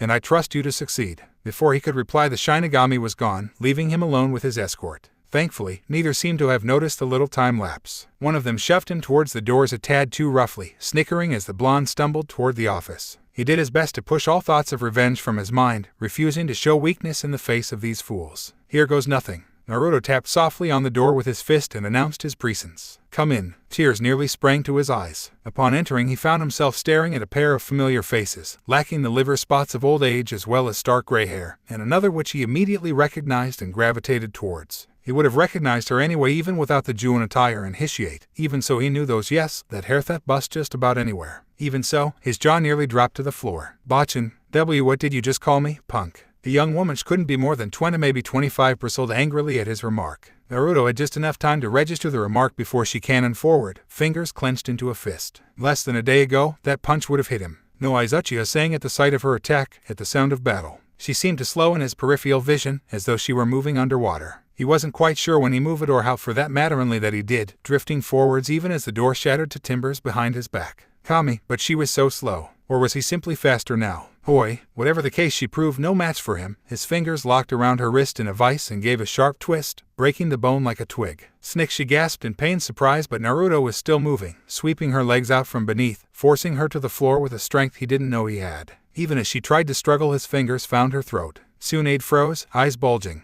Because this was Tsunade, younger than he remembered. Her thighs was the past after all, but still the future fifth Hokage nonetheless. And he'd just beaten her in unarmed combat. It all happened so swiftly. Realizing his mistake, he swiftly jerked backwards, leaving a baffled Tsunade gawping up at him. My apologies. I tend to react like that when someone attacks me. Sorry about calling you that too, he continued, at the murderous glint in her gaze. Must have mistook you for someone else. He held out a hand for he, and slowly, warily, she accepted it. I certainly hope so, Tsunade said with eerie calm as she pressed a hand to her broken wrist, livid honey eyes bored into her future successor. Because whoever you are, if you ever say that to me again. No, Naruto waved his hands rapidly and performed a perfunctory bow. It was a mistake, my bad. If you're quite done haranguing him, Tsunade, Sarutobai's gravely voice interjected, I'd like to speak with our guest. Alone. But sensei, Dismissed. Suna looked as though she might say something else, might protest for a final time, but in the end, she resigned herself to a silent retreat ending to her battered arm as she departed. Naruto turned to regard the Hokage as his fellow blonde gave them their silence. He was acting rather strange. Funny, he didn't remember the old man being quite this stern back in the day. The thought brought a frown to his lips. Had he made yet another mistake already? You are Naruto by Hiruzen, right? You would be correct. The Sandaime replied, steepling his fingers together. The problem remains, however, that I do not know who you are. Let us begin with what we do know, then. His aging face seemed to tense as Naruto looked on, his old eyes turning harsh and stern. First, you retrieved Uzumaki Kushina from enemy forces at great peril to yourself and returned her to this village, safe and sound. For this, you have my most sincere gratitude. Second, for some reason or another you're impersonating a Konoha shinobi, because I've never seen you before in my life. Third, judging by your appearance, and that little stunt you just pulled back there with my student, you are undoubtedly an Uchiha, which also strikes me as strange, because, for lack of a better term, you don't seem to have that proverbial stick up your ass. Have I missed anything?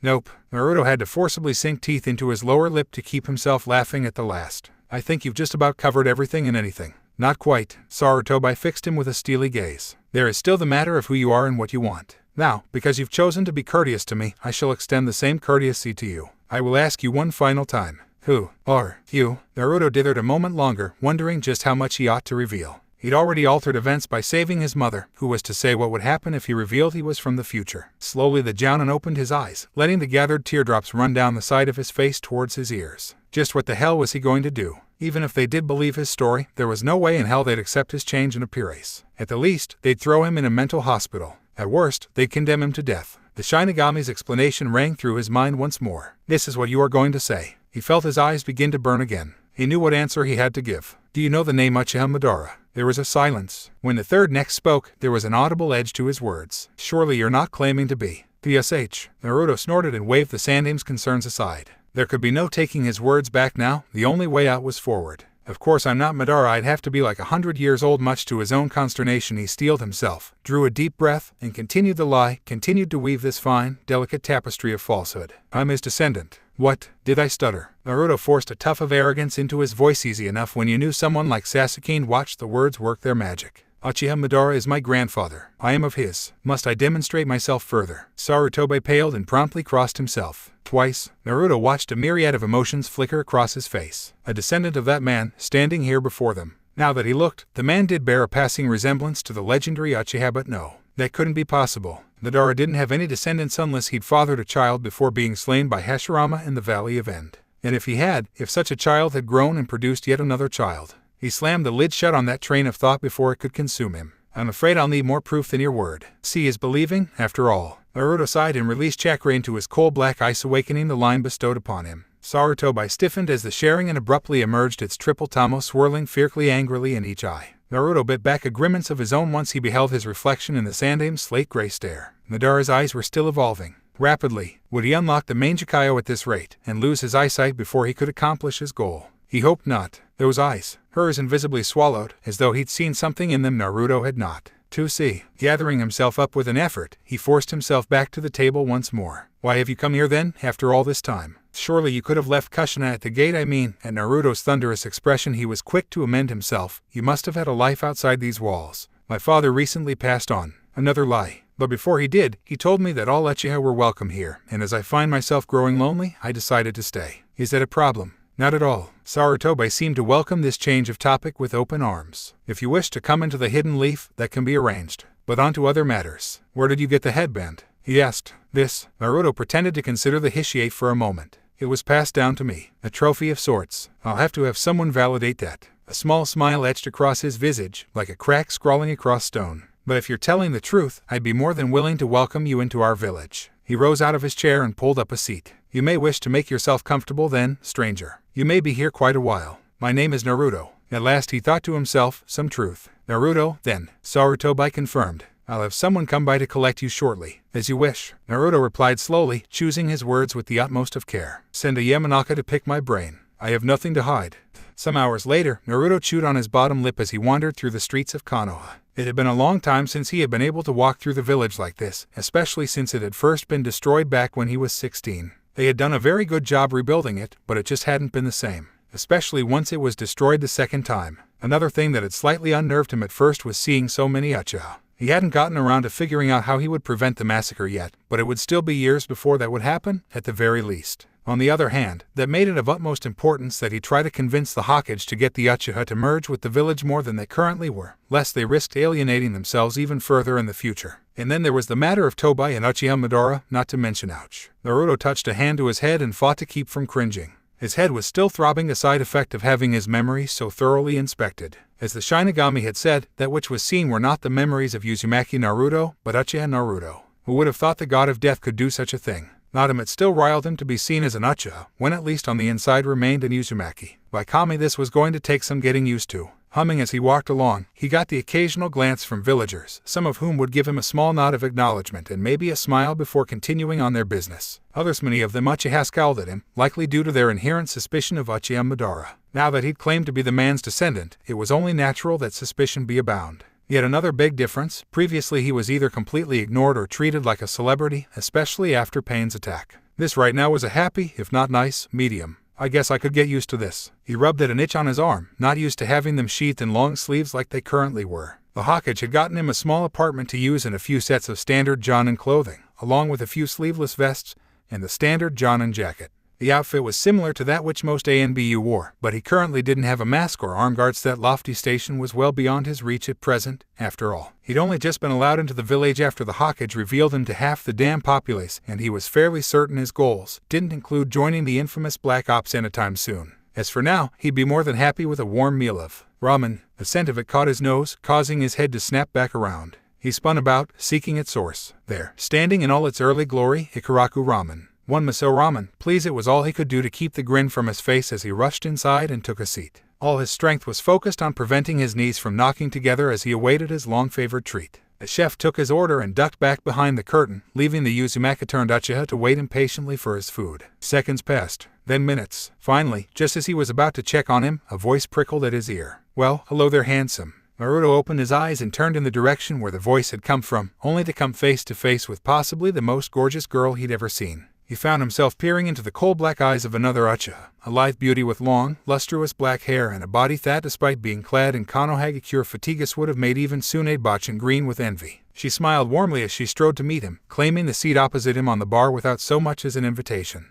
There was a cool, aloof air about her, as though she existed solely to strike fear into the heart of others. He could appreciate it in a woman, but there was something about this one that instantly put him on guard. Dangerous. Have we met? Naruto failed to bite back that inquiry before it could leave his lips. While he didn't know her, from her gaze, it was obvious the woman knew him. "No, we haven't," the Kunoichi replied. "But I'm sure Kushina's told you all about me." "I'm Mikoto," she continued, pausing, peering at him. "I honestly have no idea who you are." Naruto shook his head. "Pity." She rolled her shoulders. "Father won't like that. But thanks for being polite, for whatever it's worth. That aside, I understand I have you to thank for saving my best friend earlier." Naruto almost barked out a laugh before he realized the repercussions of his actions. Instead of Minato saving his mother this time around, he'd been the one to do it. His actions weren't helping his case any. He had to calm down and think things through rationally from here on out. The slightest action could have untold repercussions in the future. As a matter of fact, Mikoto, a male voice exclaimed, cutting him off. "There you are." The smile shattered on Mikoto's face like so much glass. Before Naruto could protest, she looped an arm in his and drew dangerously close to him, bosom pressing into his arm. While he himself was sure no stranger to intimacy, he still felt a flush rise in his cheeks as she did this to him. He was, after all, only human, and those pressing against him. "Play along," she hissed in his ear, mere moments before a stern-looking man appeared via Shuzen. Once again, Naruto felt that faint sense of déjà vu. He'd seen this man somewhere before. But where? "What is the meaning of this, Mikoto?" the man demanded. "What are you doing?" "What does it look like I'm doing, Fugaku?" She smiled, scooting closer to Naruto. "I thought I'd introduce myself to our long-lost clansmen." Naruto nearly dropped his chopsticks. He knew that name in his youth. Before the massacre, he'd gotten into enough trouble to learn it well, having often found himself before the man's desk to be brought to the clan's so-called justice for his pranks. Just as he knew this man would someday be the father of Sasuke and Itachi. His left hand twitched with the sudden desire to kill this man. After what Sasuke had done, he'd be doing a world of good by ending his father's life. "This fool," Fugaku scoffed, scowling at Naruto. "He's no kin of ours, regardless of what Lord Hokage says. Anyone with dark hair and black eyes can waltz in here and claim to be one of us, but what proof does he have, I wonder? For all we know, he could be an enemy spy." Snick. He blinked in surprise as a thin red line opened across his cheek, spilling crimson down his collar. Naruto retracted his hand back onto the counter, having been the one to throw the knife with deadly accuracy. His eyes narrowed upon Fugaku. His Sharingan must have activated somehow, because the man visibly flinched when he met his gaze. Care to run that by me again? He hissed. You don't frighten me, outsider. The Uchiha snapped back. And knock less like you is nothing. Knock less? Is that so? Naruto quipped, detaching himself from Mikoto, swiveling to face the man. Then why does it look like you're about to piss your pants? He had the succinct satisfaction of hearing Mikoto's laughter. We did that sound bring such perverse pleasure to him anyway, and his grin only grew as he beheld his adversary's reaction. Fugaku's face flared 5 different shades of red. Why you dare? Oh, I dare. The former blonde was rising from his stool now, ramen completely forgotten in the wake of his anger. What are you going to do about it, little man? Ah, the sweet irony of it all. As an adult, Naruto was a good head and shoulders taller than Fugaku, towering over him like a giant. To think he once feared this man in his youth, there was nothing he could do to hurt him now. He was invincible, untouchable, and if this belligerent fool thought he stood a chance in hell, he'd probably try and. Training Ground 7. The words were little more than a snarl. This evening, with Mikoto-sama as my witness, I will prove just how worthless you are before the clan, worm. I'm shaking in my sandals. Naruto growled, knowing the man had just made a fatal mistake. With to another word, Fugaku rounded on his heel and vanished in a shushin. Tommy, I am so sick of him, Mikoto groaned the moment he was out of earshot. All he does is prattle on and preen like a complete idiot. The clan that he's not even the heir, and he goes on about it more than I do, for God's sake. Sigh. She pressed her head to the counter as though she could somehow bury her woes there. He is an ass, isn't he? Naruto muttered into his drink. Just like Sasuke, he added to himself. Mikoto shook her head at that, raven tresses swaying from side to side. That's not it. I'm the representative of the whole clan. If the clan is in a bad position, I must protect it. I'm an only child and my father isn't getting any younger, so the job of looking after the clan must be left to me. My father is the supervisor of that job, so that's probably why he pays so much attention to me. But with conversations between us alone today, when Otosan spoke with me, he spoke of you and what you did for Kushina. You were bold, reckless, not a thing like Fugaku, not even in the slightest, and because of that I think he's a bit jealous of you, frankly. Me, Mikoto nodded. A long-lost descendant of Uchiha Madaraha wouldn't be jealous of you. She nudged him playfully with her shoulder. So, are you going to accept his challenge? Naruto's frown flipped itself upside down. You bet your pretty little ass I am. Her onyx gaze pinioned him. You know it's a good thing you're cute. His grin was positively beatific. I try.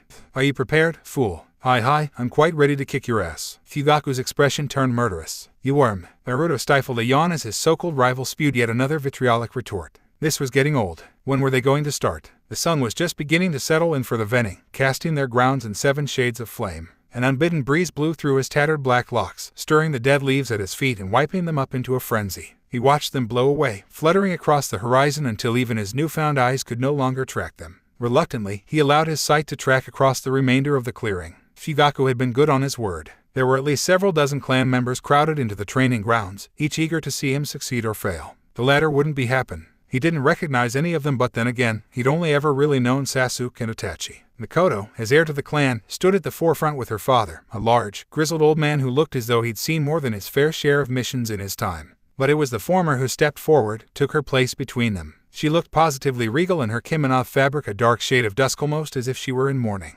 Her visage was anything but. She seemed almost pleased. Uchiha Naruto. When she spoke, her tone was solemn, bordering on reverent. Fugaku has challenged your claim as Uchiha. Do you accept this challenge? Naruto grinned. Hell yes. He was going to enjoy this. A slight smile lifted her lips. Very well. Nodding, she turned to face the latter. Uchiha Fugaku. Do you swear by the clan to fight with all your... Hi. He cut her off mid-sentence, already inhaling. Mikoto scowled and took a sharp step backwards, returning to her father's side. Then begin. Katen. Fugaku snarled, expelling a great stream of flame. Gaokakyu no Jutsu. Naruto scoffed and made to move. Instead he balked as the stream of fire gushed toward him. Why couldn't he move? Why? Unbidden the memory was there, hand signs and all. Naruto reeled as a wealth of information flooded his mind. It was as if every jutsu Madara had ever seen, ever mastered, was now his own. And he knew just which one to use. Steeling himself, he drew in a deep breath, kneading the chakra in his stomach, giving it shape and form. If one wanted to extinguish a flame, they need only give rise to an even more powerful inferno, by which they might overwhelm and extinguish it. Fugaku must have sensed the sudden upswing of chakra, because his eyes bulged. That's Katen. Naruto spat, grinning from ear to ear. Doka Mekiaku. He exhaled mightily, expelling all the chakra he'd been stoking in his lungs. The great fire found itself snuffed out, easily extinguished before the rising inferno as it roiled forward. Into Fugaku. The elder Uchiha had just enough time to realize his folly before the blaze overtook his position, swallowing him whole. Though his mind railed against this sudden turnabout, fought the realization, the knowledge that he had more than severely underestimated this newcomer, this descendant of Uchiha Madara. Pain. Fugaku's last sight was of the torrent of flame rushing towards him, his last smell that of charred flesh, his own flesh. Then the black of unconsciousness took him. Well, can't say I didn't see this coming. These were Naruto's next words, accidentally spoken aloud as the clan carted away the charred corpse that had once belonged to the great, now very late Uchiha Fugaku. And even if he was somehow wrong, if by some miracle the pile of smoking flesh wasn't a corpse, the man would likely never be a shinobi again. The Goka Mekikyu had done massive damage not just to the clearing but to the buffoon's body. The arrogant Uchiha had been left sporting massive third-degree burns. One of his hands had all but burned to ash in the massive explosion. Not that he felt sorry for him, mind you. Far from it, he was simply in awe of his own power. It was hard to believe that a single fire technique, even one of Madara's, had done such a good job at wiping that smug smile of that prick's face. If Kurama was still with him, he was certain the old fox would be laughing all 9 of his tails off. Even now, fire crews were still working to put out the blaze with water. Those few who had remained of the Uchiha gazed upon him with varying emotions of respect, awe, and in some cases even fear. As much as he might loathe to admit it, he'd just established a respected place for himself in the clan, and quite possibly changed the future. As he tried to contain his trepidation at continuously changing the future, Mikoto sidled up to him, appearing visibly pleased with the end result. "Well done," she said, indicating the charred terrain within a glance. "I wasn't aware you knew such an excellent technique, as expected of Madara's descendant." Her finger trailed across his cheek before he could think to stop it, tracing thin lines across his cheek where his whiskers once dwelt and pulling his face towards her own. You know, when next she spoke, her lips brushed his outer ear, words warmer than her breath. "I do believe I'm starting to fall for you more and more, Naruto-kun." She took him by the arm and began to lead him away from the others, deeper into the grounds. "Odd. So how did it feel, obliterating him a single move?" she asked at length. "Don't lie, I saw your face back there, you enjoyed it." The former Uzumaki opened his mouth to say reply and promptly snapped it shut as she stepped away, awaiting his reply. "Suiryu right, Naruto, just roll with it. It was easy." He feigned a small smile in typical Uchiha arrogance. After all those years spent around Sasuke, it wasn't that hard. The fool wasn't even worthy of facing me. Truth be told, it was the great destroyer of flame was the only fire jutsu that held any sort of real significance to him. Madara had used it to nearly wipe out the Shinobi Alliance multiple times during the war. It was only fitting that he use it toward the greater good to end their duel swiftly. He felt a brief pang of sorrow, suddenly realizing he just might have ended Itachi's existence before it had ever begun. But that was what this was about, no wasn't it? He was here to change this. Some of those changes might not be pleasant, and some of them might. The voice didn't belong to Kurama. He realized it was his own subconscious, a whisper of desire as he glanced at the woman beside him, refusing to be denied. There was certainly something alluring about Uchiha Mikoto. She was bold, beautiful, and if her lips on his ear and her words were any suggestion, she was obviously attracted to him. He was no stranger to the female form, but what to do? Decisions. The old man had informed him that he wouldn't be able to accept missions for at least a week while he was instated as a citizen of Konoha, and it wasn't as though he'd be able to change anything just by sitting on his hands until such a time. So, which reminds me, Naruto-kun. I have a favor to ask. Yeah, want to fight me? Naruto edged his head aside as Mikoto finished her explanation, restraining a pained grimace as his raven locks threatened to blot out his vision once again. Call me alive, but he wasn't used to have this much hair. He'd have to cut it soon, perhaps into his old hairstyle. Maintaining it in its present form was absolutely out the question. Eerie resemblance to Uchiha Madara's side. He didn't necessarily enjoy being reminded of those old memories. The images of the madman cutting his friends and family down were still too fresh to endure. Mikoto nodded, mistaking his silence for affirmation. Just a simple spar. No ninjutsu or genjutsu. Only our Sharingan. Perhaps some kunai. I wish to see how your skill compares to mine. Once more, the time-traveling shinobi had to pause to consider the ramifications of his actions. Something about the way she'd said spar set off alarm bells in his head. Really, she couldn't be serious. After seeing what he'd done to Fugaku, she wanted to face him herself. You'll have to forgive me lack of enthusiasm. Granted, she replied, raising her arms and settling into a stance. You don't strike me as the type to hurt someone without cause. I like that. So, why don't we sweeten the deal? That caught Naruto flat-footed, once again, and for the first time since meeting with Hiruzen here in the past, he was truly at a loss for words. I beg your pardon. Mikoto's smile sent shivers down his spine. Say, if I win you'll spend the remainder of the day with me, you'll spend the night in my quarters and do whatever I ask until sunrise. Hoi, hoi, hoi. And if I win? The heiress's grin seemed to falter for an instant, as though she hadn't considered the possibility of her defeat. Then I'll be yours to do with as you please for the evening. Just like that. Naruto's deadpan was barely concealed. He didn't believe her for an instant, but something inside him stirred at the challenge. If I didn't know better, I'd say you're trying to get me in bed. Figure that out on your own, did you? Look, we barely even know each other. What's to know? Mikoto countered, folding both arms before her note and substantial bosom. I find you attractive. Don't you feel the same? It has nothing to do with whether you're related to Madara or not. I could care less about that. However, what I do care about is your strength. You proved your power against Fugaku back there. You're obviously more than a match for most of our clan. I dare say you'd even best my father, and he's the clan head. As his heir, I wish to see your true capabilities firsthand. For myself, you do understand that, I trust. Yes, Naruto chose his words carefully, but I still fail to see why you want me so badly. In the face of his silence, she smiled. It seems forward, I know, but I have always known what I've wanted in life, ever since I was a little girl. Someone strong. A man who doesn't piss or preen over tradition. Someone willing to stand up for himself and what he believes in. She turned aside then, her eyes downcast. Until you came along, I was beginning to lose hope. I'd never thought I would find someone like that. Unfortunately for you, and here she did raise her gaze, eyes bright and determined. You've come into my life at the worst possible time and done exactly what I had hoped to. Daughter, my entire clan on his head. I expect you to take responsibility for what you've done. And then, just as swiftly as her sharing had shown itself, so did it fade, those charcoal orbs unexpectedly softening. Do you not find me attractive? She asked, tucking an arm around her waist whilst she spoke. As a fellow Uchiha. Oh dear God, she's adorable. Naruto felt a trickle down his nose and promptly slapped himself. Just who the hell was he staring at here? Attaches mom, attaches mom, attaches mom. I have to calm down before I go and do something stupid. And yet, his mind was screaming at him, telling him that this was the woman responsible for giving birth to Itachi and Sasuke. By all rights, they might not exist now after what he'd done to Fugaku, but a small part of him cried foul at the thought of eradicating Itachi from existence. He tried to shut down all thoughts of mutual attraction from his mind, but to no avail. They clung like a stain to his brain, resisting all attempts to be scrubbed off and clean. And as such, he wasn't quite ruining the next words that emerged from his mouth. Well, you're certainly not unattractive, Jay. These Uchiha really spoke their minds, didn't they? She wasn't anything like Itachi or Sasuke, nothing at all. He didn't remember either of them being like, well, this he was swiftly losing himself, Naruto was, and their spar had yet to even begin. Well, when you put it that way. Again, she dove at him, her body a lithe blur, ebony tresses streaming out behind her as she threw the first punch. His new eyes saw it coming a mile away. What they didn't see was her hand emerging from the pouch at her back. Blow had been a feint.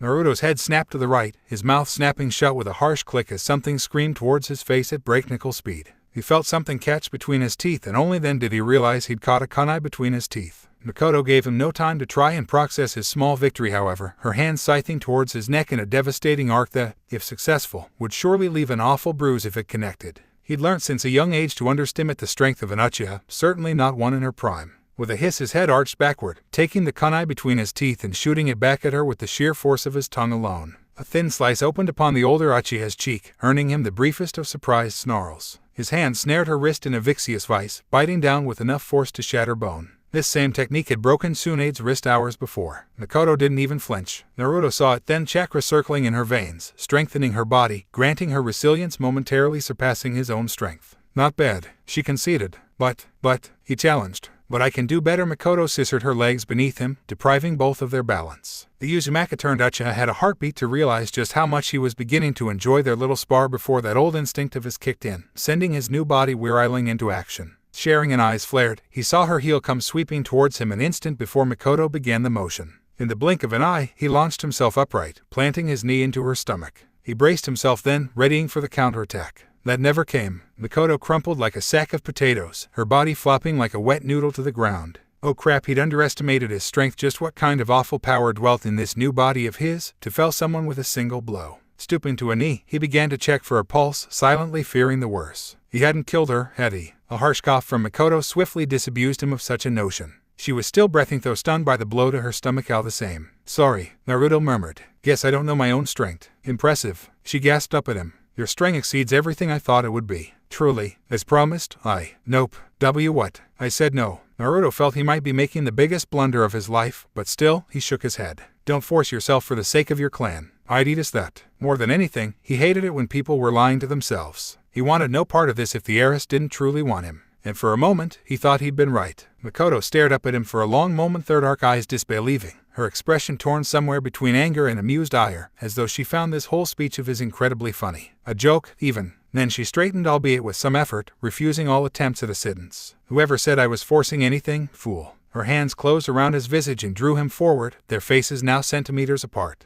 I wasn't lying when I said I wanted you. Huh. Mikoto looked like she was going to say something else, but she didn't. Instead she smiled, leaned up, and at him. Naruto shivered, a small tremor of desire arcing up his spine. But desire wasn't enough to hold him to Mikoto, no matter how much lust he might feel in that regard. It took a great deal of effort to break away, but he did just that, gasping slightly. "We can't do this," he argued as she tugged him out of the sunlight and into the trees, but the words were without rancor. "Oh, I think we can." She reached up, trailing her finger through his hair, stroking his scalp through the sea of ebony tresses. "In fact, we're going to. Right here. Right now." There was just something about the way she said those words that stripped away his self-control. Gazing down at her eyes half-lidded, her fingers exploring every inch of him told Naruto all he needed to know. He'd been wrong. Mikoto wasn't being forced into anything. She was doing this. There was absolutely nothing flitting across his frame. "No, you don't understand." He was cut off as her mouth struck his, her lips connecting with his ferociously, her tongue probing against his. That did it. The last bastion of his self-control crumbled.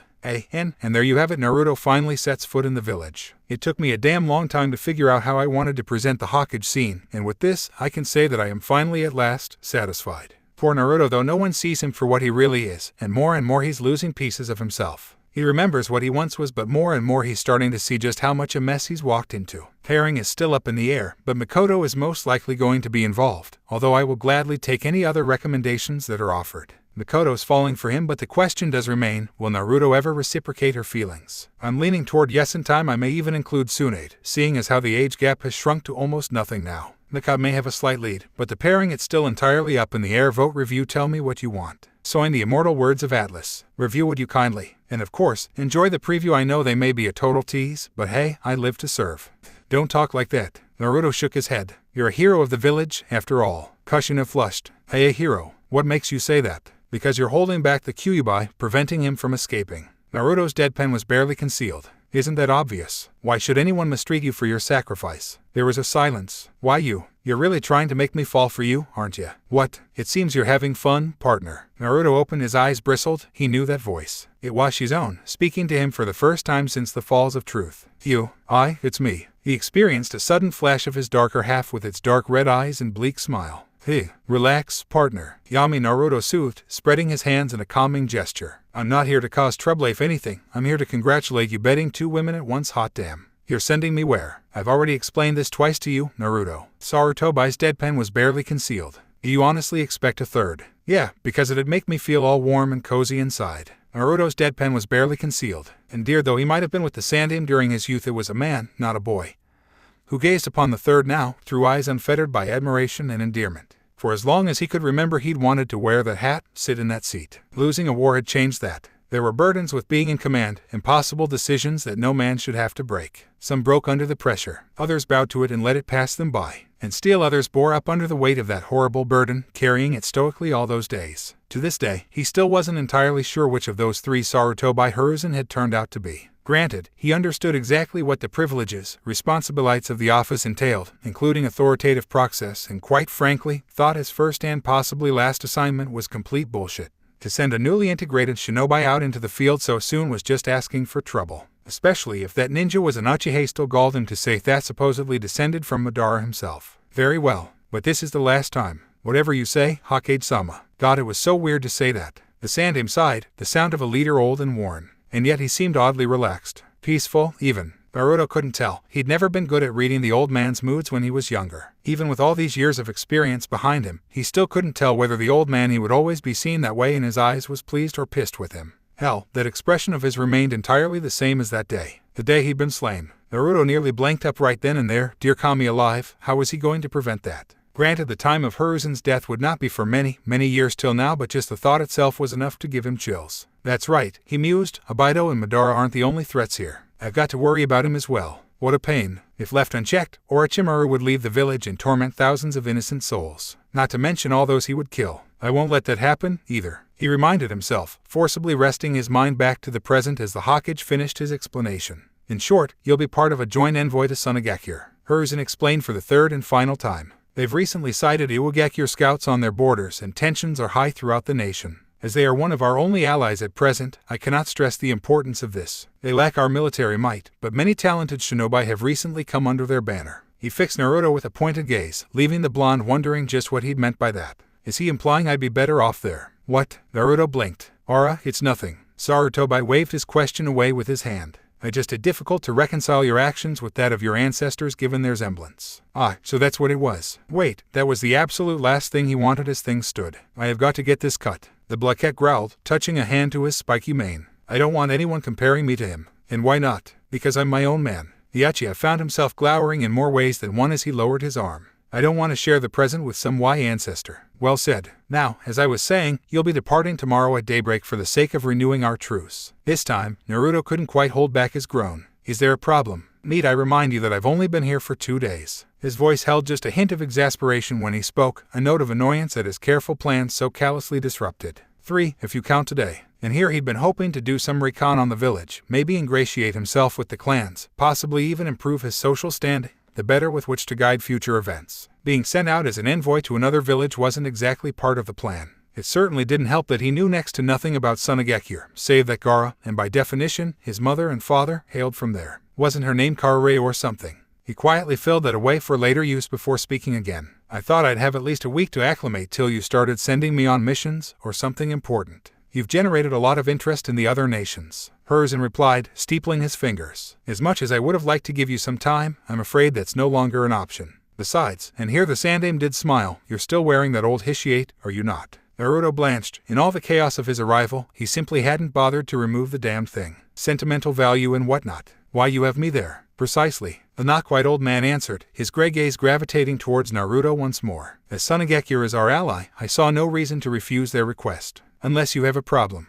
Inwardly, Naruto blanched. Well, this certainly threw a wrench in his plans. But he couldn't object without sounding foolish, and he'd already resolved not to reveal that he was from the future. To say so now would ruin what little credibility he had already established within the village, not to mention end with him in irons. They'd think he was a crazy man, and with the false memories of the Shinigami overlaying his own, there was no way for him to convince them otherwise. No choice but to bite the bullet on this one. No, I can't say that I do. Naruto pinched the bridge of his nose. I take it you're going to assign me an escort. My pupils will escort you, yes, Sarutobi replied. This is an errant mission, Naruto. As much as I might like to, I can't simply send you alone. He made no mention of the turmoil his obliteration of Fugaku had done to the village. They both knew that a message had been delivered, albeit unintentionally. To stand against Madara's descendant was to court death or worse. It wasn't certain if the man would ever wake from the coma the medics had found him in. For all intensive purposes, the man's might just be gone. So it's gonna be just me and the Sannin, palling around in the desert, came the reply. Fu one. Naruto, the reborn Uchiha stopped short, humor falling to the wayside when heard that tone. The tone. It was the same one the old man had used to discipline him when he was 6 years old.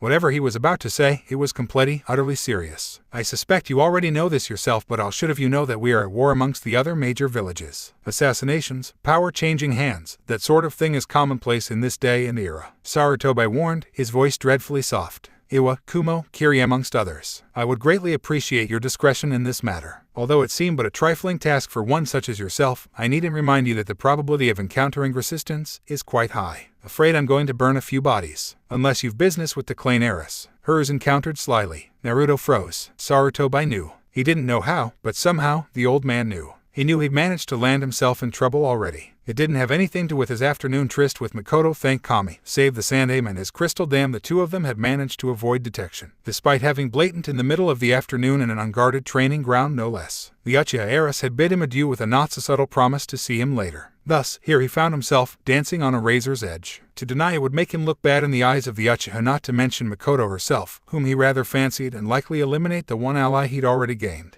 Preventing that massive massacre was high on his to-do list, enough to make the former blonde swallow his pride and relinquish the fact. How? It was not a question. I have my ways. Sarutobi's smile was that of a proud parent. Once more Naruto was reminded that the old man considered much of Konoha to be his family. At Naruto's thunderous expression he was swift to raise his hands in deference. Make no mistake, I approve. It is good that you were able to integrate into your clan so seamlessly. Naruto's anger dissolved when he saw that amused expression replaced by shock. The old fart had actually seen it happen, and try as he might, he simply couldn't bring himself to be angry about it. In doing so, Sarutobi literally had him over a barrel. That ingenious bastard. A knock on the door interrupted his self-inflicted musings. Yes, come in. Sarutobi waved. Once more Naruto found himself stricken speechless by the trio that emerged. Tsunade he'd already seen, so her reappearance wasn't nearly as striking as before. But there's not a pace behind her. Hirosen, and he was a bit younger, without the lines in his face, but it was definite telling him he was alive. Almost every fiber of Naruto's being longed to leap across the room and gloom his sensei in a strong hug.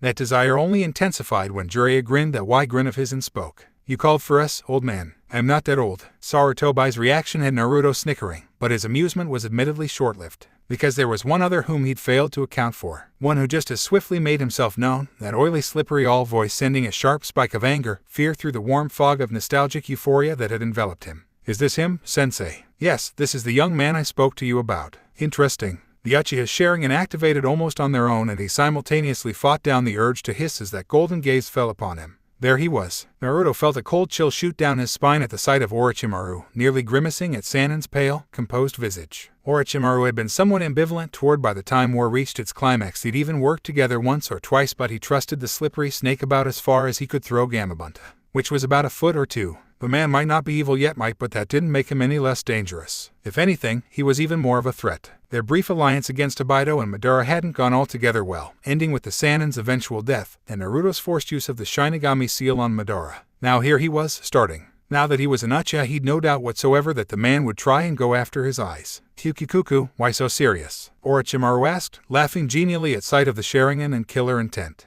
I mean, you know harm. Lies, murderer, betrayer, oathbreaker. Naruto's left eye twitched, dangerously close to ending the man with one of his newly acquired techniques. It would be so easy. Madara's eyes had revealed to him a great many jutsu. It made his own Rasengan and Rasen Shuriken variants a tiny drop in a very large ocean. An ocean he could now peer into at any time and summon forth almost any jutsu he wished. He could drown the man in water, bury him in mud, char his body to cinders, or even suffocate the air from his very lungs. And those were just the elemental ones, of course. Any such aggression would result in an immediate attack from the 3 shinobi in the room, but still. I need to find a way to get rid of this guy without anyone noticing. An idea occurred to him just then. Orochimaru would be suffering a very unfortunate accident a few days from now. But until then would play nice. Sorry, he cracked, but I don't like guys. He had the sweet satisfaction of watching the man's pale visage turn ghost white. Tsunade frowned at the slight, opened her mouth to speak. Oh, calm down, Grandma. Naruto waved her wrath away at a glance, quietly cursing himself for the slip-up. Let your boyfriend over there fight his own battles. Now, 2/3 of the Sannin were paler than bone itself. Why you little?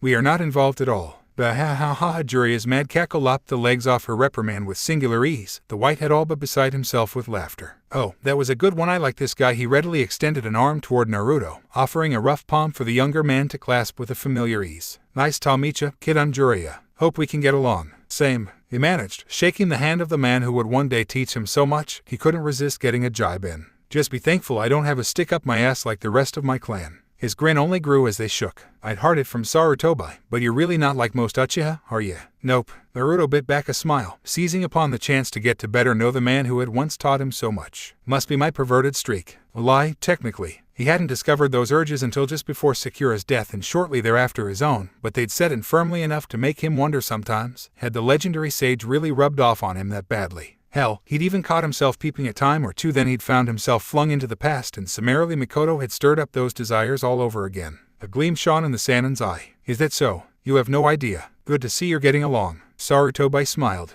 You know your assignment. The 4 of you will leave for the border and make for Sunagakure immediately. I pray you succeed. A wave of the wrist summoned up a quartet of packs, and another tossed them at them others in even fashion. Naruto wasted absolutely no time in checking the supplies, a cloak, canteens, and interestingly enough in his case, a small tanto. A glance at the Sande merely confirmed his suspicions. Consider this your first official mission as a Konoha shinobi. The man replied. Do well, and I can guarantee you the rank of Jonin upon your return. Unless you'd rather join the ANBU. No, Naruto hastily replied, grimacing at the mention of the Black Ops. That summoned up another memory. Root. He'd have to weed them out in Danzo as well, lest their despicable deeds poison the whole of Konoha as they had during his time. Jonin is just fine. I won't let you down. Unsheathing the blade, he marveled at its caliber. It almost reminded him of the weapon the legendary White Fang had wielded, only its edge was pure obsidian, blacker than the night itself. Right, Kakashi's old man was still around, best to address it soon too, before the man ended up committing seppuku. Well, you're certainly eager, I'll give you that. Jiraiya mused, before returning his attention to their leader. You can count on us, old man, if worst comes to worst. And it won't, Naruto added primly. We'll take care of him. Tsunade finished, earning a frown from Jiraiya. Like he said, we won't let you down. See that you don't. Steepling his fingers, the aging Kage leaned forward to address the 4 of them.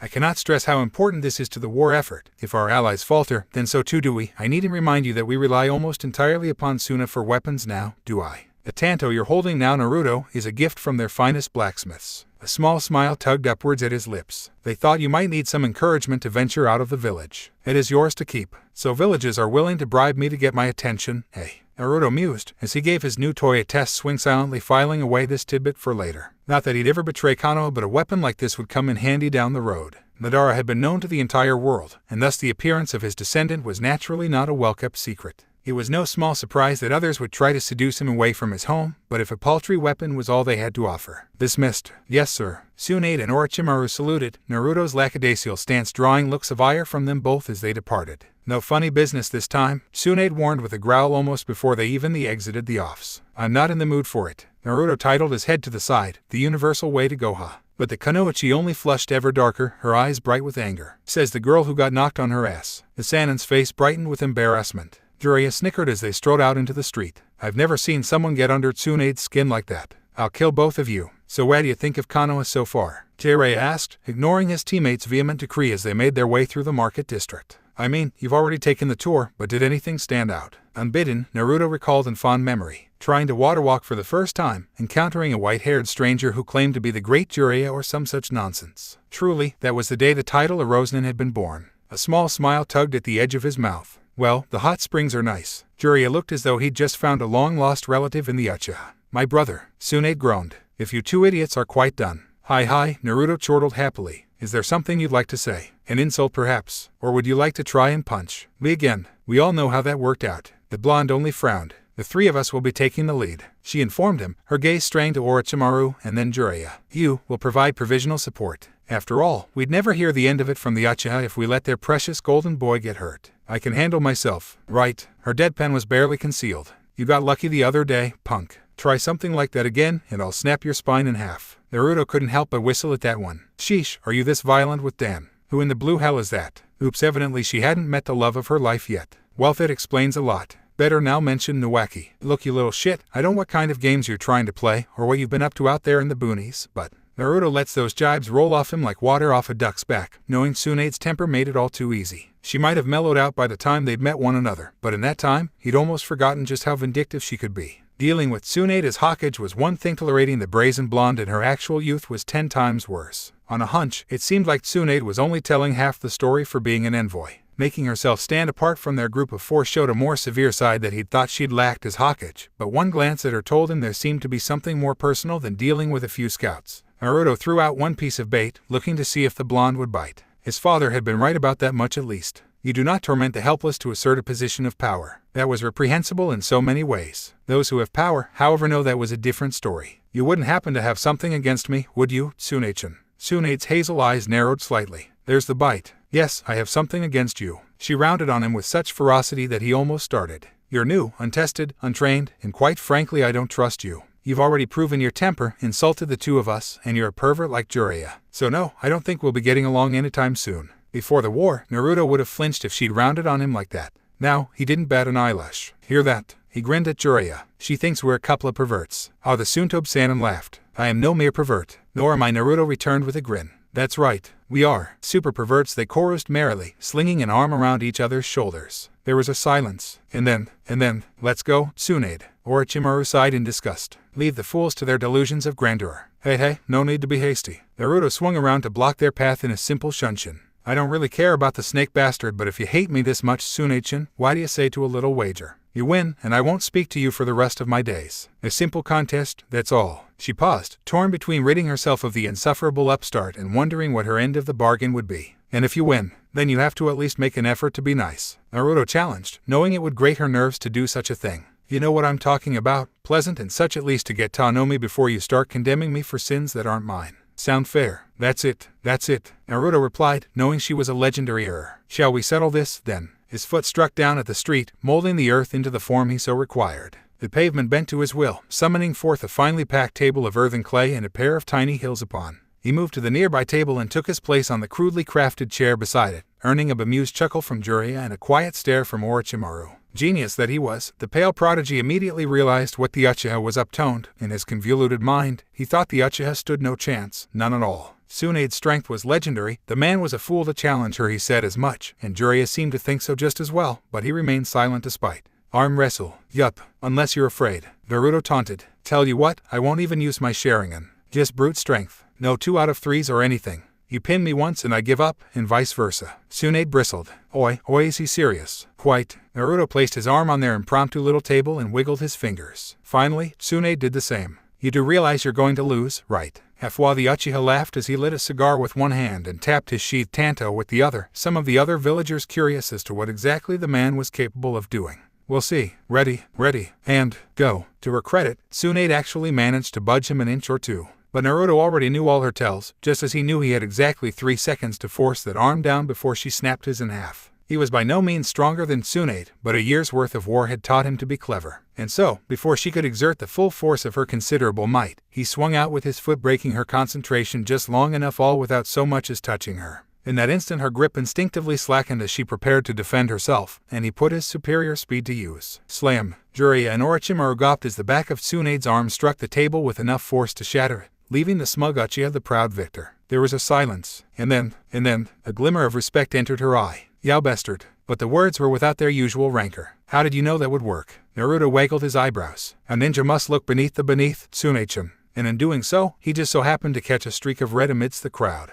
Well now, he muttered, creating a shadow clone to pursue. What do we have here? Kushina was dejected. Nearly 3 days had passed since she'd seen Naruto. After the Uchiha had been whisked away to Kami knew where she'd hear precious little. Apparently he was the talk of the town, having nigh but easily maimed a fellow Uchiha in a duel of honor. That came as no surprise to her. Having seen the man's techniques firsthand, she knew he was more than a match for most shinobi. But where had he gone? Surely he hadn't gotten himself thrown out of the village for his actions. If so, she would have at least liked to say goodbye. When asked, Minato had expressed some relief that the newcomer had vanished, stating that strangers like him couldn't be trusted during times of war. Kushina was certain there was more to the blonde's sudden animosity than that, but she'd been shooed away before she could press the matter any further. Evidently the last Namikaze was hard at work on a new jutsu, and he didn't want anyone to lay eyes upon it until it had been completed. That left her search at a dead end. Almost. Rumor had it that the Uchiha were preening him as a prime candidate for the next clan head, a position Naruto had ardently refused. Not every useful information, but important nonetheless. Beyond that, she hadn't heard anything more about him. Supposedly he was the long-lost descendant of Uchiha Madara, a genius prodigy whose skill was unmatched. She tried asking Mikoto about it, but her friend had been awfully secretive about it. Now that she was on a mission to Kamaknu, where she had no way of asking her bestie about it any more than she could Naruto himself. So here she was confined to the village walls, in no small part thanks to Kumo's kidnapping attempt, left to ponder what had become of her savior. Naturally, she'd been drawn by the crowds to the marketplace, where some event or some such had just taken place. Dang it, she'd just missed them. Someone claimed the legendary Tsunade had been beaten in an arm wrestling contest by some wisecracking Uchiha, no less. There was no doubt in her mind who that could be. It must have been Naruto. Darn it, she just missed him. Cursing herself for her slowness, she kicked at a patch of dirt and started back the way she came, completely unaware of the shadow she'd picked up. That was when she heard the voice. Oi, Kushina-chan. The young redhead started at the mention of her name, alerted by the bemused, dulcet tones behind that voice. Her body whirled so fast she actually kicked up a small cloud of dust, bright eyes overlarge and wide as they beheld the one who had spoken. Naruto, yo. The Uchiha raised a hand in lazy greeting as he reached her. I was looking for ya. Every fiber of her being longed to swarm him. She only barely held herself in check. That was when she noticed his attire. The raven-haired man had outfitted himself for a long journey, a clear sign that he intended to travel great distances, and soon. Oh no, had he truly been exiled for his actions already? I'm not to press you or anything, but are you? Am I? Please don't leave your Reddit. Naruto blinked, momentarily taken aback by those words. Kushina felt her face flare fire engine red, the back of her neck burning beneath the brand of his inquisitive gaze. There she'd said it, an awful pall hung there between them for a long moment, the silence stretching on for what felt like a small eternity. Finally someone broke it. Leave, Naruto exclaimed aghast, his comsur shattering like so much glass. What are you talking about? I've just been assigned a mission, is all he continued quietly, indicating his pack. It's a big one, too. Real hush-hush kind of stuff. Don't know when I'll be back. Though, relief flooded her every feature. He wasn't leaving. Well, he was, but at least he'd be coming back. Unless he got killed.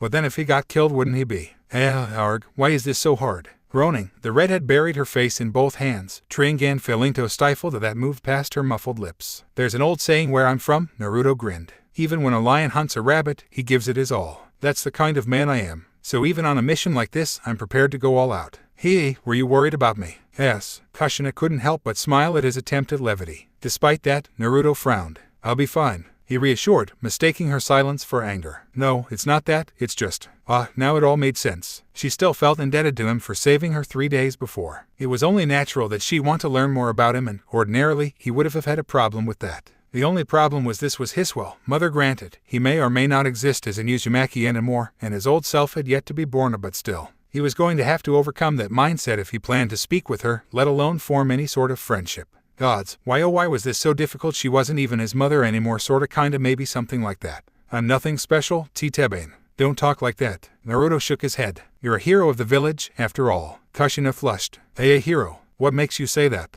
Because you're holding back the Kyuubi, preventing him from escaping. Naruto's deadpan was barely concealed. Isn't that obvious? Why should anyone mistreat you for your sacrifice? I certainly won't. If you didn't take him into your own body, this entire village might not even exist anymore. In my eyes, that makes you a hero. Reaching down for her, he cupped her chin and hand, forcing the young Konoichi to look him square in the eye. No matter what anyone says, that's where you are. You, Uzumaki Kushina, are a hero. There was a silence. Slowly her face began to flush, not scarlet as before, but a rosy hue, almost as if she'd been tickled pink. Why you? You're really trying to make me fall for you, aren't you? When it came, was completely and totally unexpected. One moment he'd been standing there, staring down at the girl how without his continued interference might one day be his mother. The next, she stood on the tips of her toes and pressed her lips against his whiskered cheek. It was a fleeting, tantalizing touch, innocent and naive, that had him completely spellbound.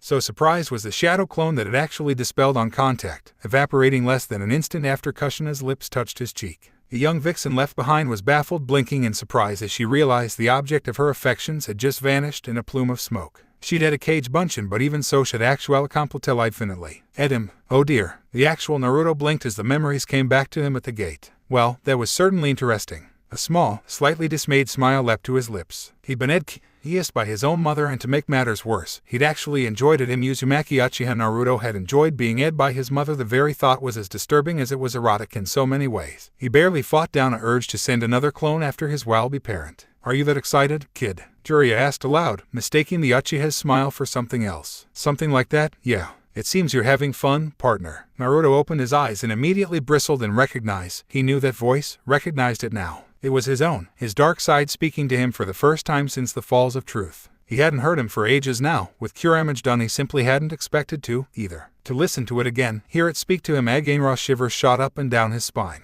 It's me. He experienced a sudden flash of his darker half with its dark red eyes and bleak smile. Missed you too. You son of a get the hell out of my. Relax, partner. Yami, Naruto soothed, spreading his hands in a calming gesture. I'm not here to cause trouble. If anything, I'm here to congratulate you. Betting 2 women at once, hot damn, that takes some doing. Even without my help, didn't know you had it in you. For the record, I've only betted 1 the other way. Don't put ideas like that in my head. Whatever you say, boss. A devilish laugh rebounded through the halls that were his mind, dying away almost immediately thereafter. I look forward to your future exploits. Blissfully unaware of the havoc raging inside the ex-blonde's head, Tsunade gave the order to open the gates. By the grace of Kami, Naruto managed to wrest his attention away from the dialma and return it unto those great mahogany doors as they ground themselves open. Hyukuku, Orochimaru murmured morosely. This should be interesting. Naruto frowned. Cry havoc and let slip the dogs of war. The Uchiha murmured a bleak and quiet quote to himself as he strode out of Konoha for what felt like the first time in a very long time. I will fear no evil, for I am the shadow. The heavens shall tremble. He will rise nevermore. Where did that come from? Juet, an old saying of mine.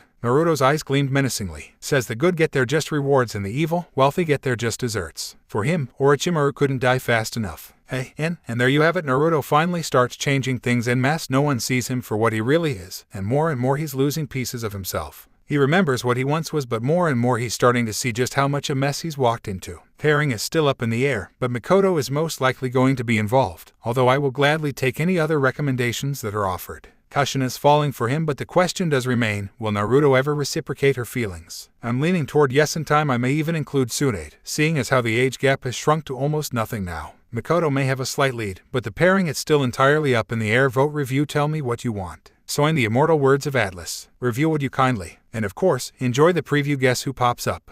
Die. There was no time to decide, he could only save one. Not both. So he grabbed the girl instead of the boy and dove for cover. Then came the explosion. The Uchiha groaned as he dusted himself off, the grit and gravel of Sunagakure already etched into his uniform. A suicide bomber. Who the hell did that anymore? Still being the dirt and dust that had gotten into his immaculate uniform, the former Uzumaki turned to face the girl he'd just rescued from certain death. The same could not be said of her companion, however. Without the flying thunder god Techniquekers, this body of Heish simply wasn't fast enough. Save both. Whomever that boy had been, he was dead now. Dead as dead could possibly be. Well, he muttered to himself, that could have gone off better. Agreed, he college muttered beside him, brushing herself off with a groan. Her scorch release had been key in defusing the blast, though she was far too humble to ever admit it. Though I had not expected him to detonate himself in such a spectacular fashion. Her hazel eyes quietly regarded the small crater that had once been the market district. It would have been far larger had she not managed to detonate some of those tags preemptively. The Iwagakure assassin had only managed to take 2 lives instead of dozens. His own and that of a shinobi. Any injuries? He asked. Here, I can heal. Hakura started, brushing off his hand with a flush. I would rather you attend to the Kunoichi beneath you, Acha. Waya. The teenager they'd rescued managed groaned, dusting herself off with a pained hiss. Why? Where she took one look at her companion's charred corpse and turned bone white. Oh my god. Hey, Naruto patted the girl's face back to him. He knew well enough that if he gave her a chance to stare overlong at her comrade's corpse, the poor girl would just break down. Don't look at him. Look at me. Are you all right? Are you injured? What's your name? The trick was to bombard them with so many questions that they didn't have time to think there would be time to grieve later. If there was even the slightest of possibilities that the attacker wasn't acting alone. Her voice was numb, though, thankfully not with shock. Tarura. Rank. Chunin. Injuries. None. Right then, Karachin, I need you to focus. Can you stand? High. Naruto froze as he got a good look at her, realization swarming over him. Brown hair, purple eyes, merciful Kami above and Yami below. This was no mere Kunoichi in his arms. He'd just saved Gaara's mother from certain death, and if that boy with the gold dust was who he thought he was, then that blackened body had to be Gaara's father. No other shinobi wielded such a technique, and if they did, he didn't know of them. Meaning, yes. Truly, the land of wind was a sight to behold. It wasn't just the sand but the beauty of the horizon, watching the sunrise over the horizon. There was majesty here, even in this arid land that supposedly contained nothing but dust and death. One didn't have to look to appreciate this, it was all around them. Impossible to miss. Plain yes, but wonderful to look at. Temari had taken him out here a time or two, just before all hell broke loose. Funny how beautiful everything looked when the land wasn't pulverized into volcanic glass. Naruto couldn't help but marvel at the land as it flowed past them, an endless blur of sand dunes interposed by the occasional oasis or shrubbery. It was certainly beautiful, in its own rustic way. The last time they'd been in the land of wind he hadn't had time to take in the scenery. Back then he'd been focused on finding Gaara, saving the then Kazekage from certain death. How ironic, then, that this time their mission was not one of rescue but to maintain ties with the very village he called home. At least it would be, a few years down the road. And yet, this feels wrong. That's because it is. Manda rumbled angrily, the deep baritone of his voice reverberating through his scaly hide to tickle the Uchiha's toes where they lay. To think that I, the mighty Manda, would reduce to ferrying you lot across the desert. His voice was almost a petulant whine as he slithered onward. Just because you were attacked once, well, that doesn't give you the right to summon me. These last words being directed to the summoner in question, Orochimaru. Come now, Manda, the pale shinobi soothed as he did the violet scales of their mount. I've already promised you your fill of any enemies we encounter, of which we have seen none since those scouts who ambushed us weren't even worthy of being mid-noon snacks. The snake's forked tongue flitted furiously at the mention of said attackers, ground to gory smears on the sands behind them. Jiraiya and Naruto shared an amused look as they recalled Orochimaru had summoned the boss snake simply to scare the piss out of the Iwagakure shinobi. And it would have worked too had not Manda decided to flatten them merely for being in his precincts. You couldn't scare someone when they were dead. Maybe you shouldn't have called him. Tsunade shouted to make herself heard over the rushing wind of their passage. You know how temperamental he can be. Naruto seconded that motion. Yeah, I'm not too comfortable riding on the head of a vicious reptile that wants to eat me. It can't be helped, Orochimaru put in matter-of-factly. This is the only way to conserve our chakra. Jiraiya's toad summons and Tsunade's slugs would just dry out. Besides, no one would dare attack us with someone like him around. A wicked gleam entered his eye as he said this, confirming that at some point, enemy shinobi had in fact dared to do such a thing. This time, Manda had made short work of them. It was one thing to fight against the Lord of all Serpents, Naruto mused, having been one of the few to live to tell the tale. It was another thing entirely to have him on your side, however, and another still, to be riding on his head across a sea of sand. But to listen to him complain. Yeah, Scaleface, we heard you the first time. I've half a mind to just leave you here for that, remarked the king snake hissed, words slipping with his anger, tail thrashing in agitation. Oh, you wouldn't dare, Jiraiya replied with a grin. And why is that? Orochimaru. Oh my, it seems he doesn't intend to cooperate. The Suntob-sanin sighed theatrically. Naruto-san, if you would. Would what Manda immediately bristled, fearing the worst. Oh, you know what? Tsunade grinned merrily. Orochimaru actually laughed at his summon's discomfort. Kyukikuku. The Blackhead almost smiled at that. Almost. Who knew the man had a sense of humor, but he went along with it, if only out of boredom. Leaning forward, he activated his Sharingan, allowing their ride to witness those red orbs in triple Tamo, the latter spinning menacingly. Look into my eyes, you are getting very sleepy. No, the snake boss immediately jerked his head from side to side, terrified by the mere sight of the legendary Dijutsu. There's no need for that. Fine. Remind me to stay on your good side, kid. Jiraiya snickered, penciling down a few notes on his pad. What are you writing? Naruto had a fair idea of what it was, but he asked anyway. Oh, this is Suntob, teacher chortled softly. It's nothing. Just a novel I'm working on. Wouldn't happen to be called Ika Paradise now, would it? Naruto was suddenly looking over his shoulder, peering down at what had been written. Who told you? Jiraiya's reaction was nothing short of profound. The man looked as though he wanted to embrace, strange him at the same time. It was Minato, wasn't it? It had to be that damned kid. Is he trying to ruin my life's work? Ma, Naruto soothed the man's perverted rage with a wave of a hand. It wasn't the squirt. So weird to call his father that. Sharingan. Remember, he tapped at his still-red eyes, the trio of Tomo spinning eerily. I can just read your pencil S. From there it was just a matter of piecing the letters together. And wait a minute, there was a long, pained silence as his brain caught up to what his eyes were seeing, and what he saw was not amusing. Why the hell is my name in there? You just switched the letters around, and isn't that Suna? SHH. The whitehead practically swarmed the blackhead, clamping a hand over his mouth before he could finish that sentence. Do you want to die? Naruto quietly considered what he'd seen her do to Jiraiya the last time he'd been caught peeping.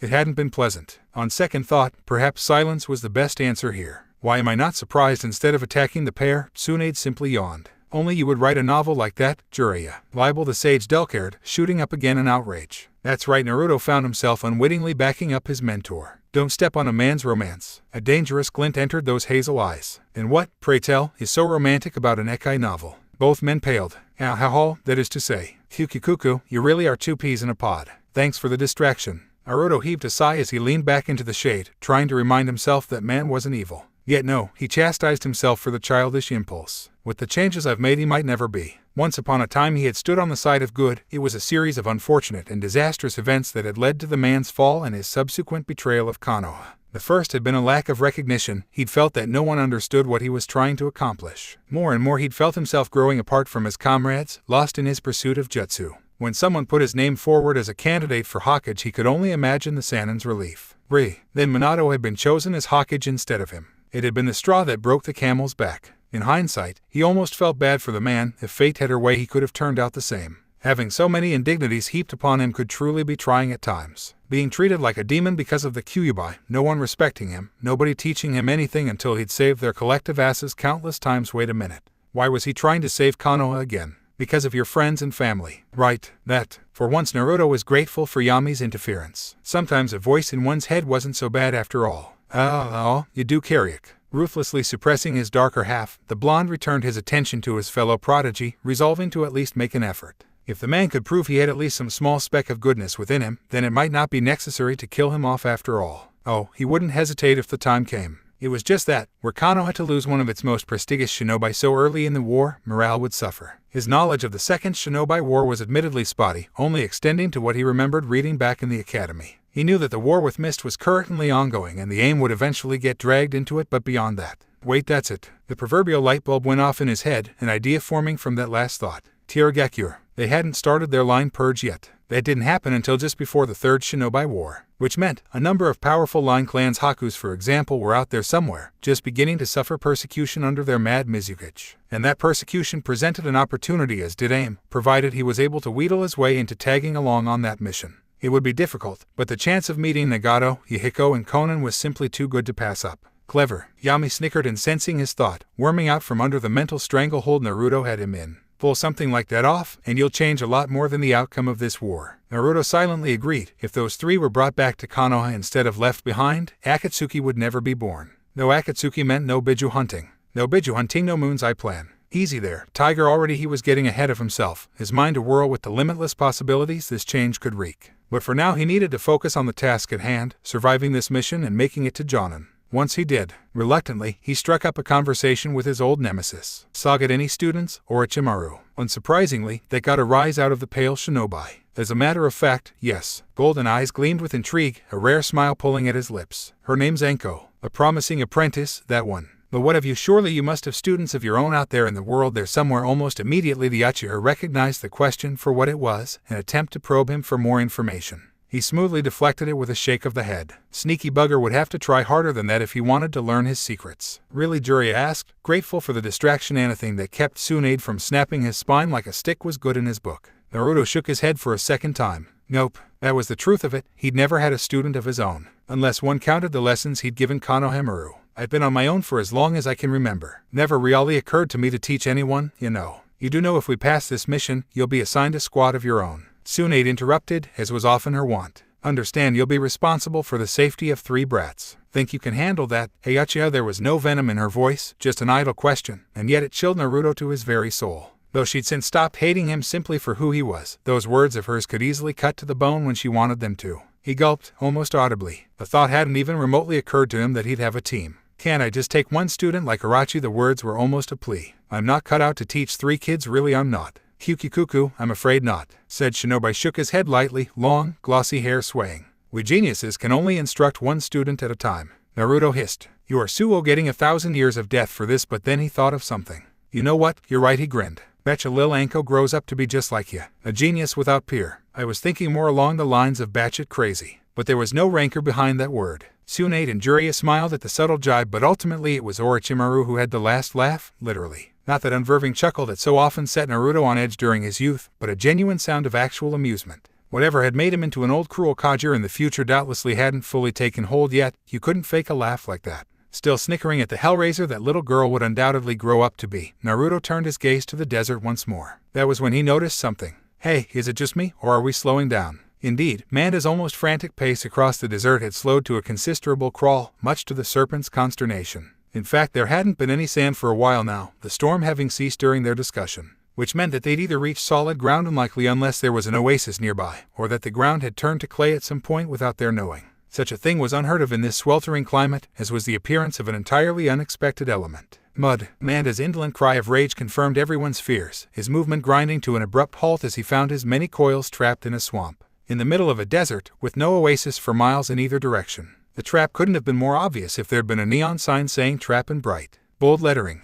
Ah, Christ. Jiraiya was already rising, pocketing his notepad. There's no way there'd be mud way out here in the desert. You know what that means? Tsunade cracked a knuckle. Orochimaru merely chuckled. Another ambush, him. Again. That was the only word Naruto got off before everything exploded. Looking back, he didn't know whether to give the explosion corps of Iwagakure credit for surprising them, or lacing the ground with that many mines. The deadly ordnance culminating in a massive geyser of smoke and flame that seemingly slew the shinobi on the spot. Or so the enemy hoped. Perhaps it was the smoke and sand kicked up from the explosion. Perhaps it was because the group had been expecting such an attack the moment they'd set foot into Wind Country. Perhaps they'd even prepared for such an eventuality by summoning Manda in the first place. Whatever the case, they clearly underestimated Manda's skin. The moment Orochimaru had realized what was about to happen, he'd ordered his summon to coil around them, his massive hide weathering the punitive blasts with an eerie level of ease. Did we get them? An angry and very feminine growl deep inside the snack dashed those hopes. I'm going to kill them, Tsunade roared. Well, this is embarrassing. Jiraiya murmured blackly. They almost got us there. I take it back. Naruto's muffled voice resounded from within the serpent's protective embrace. Snakes are awesome, aren't they? Orochimaru seconded merrily. Manda, if you would.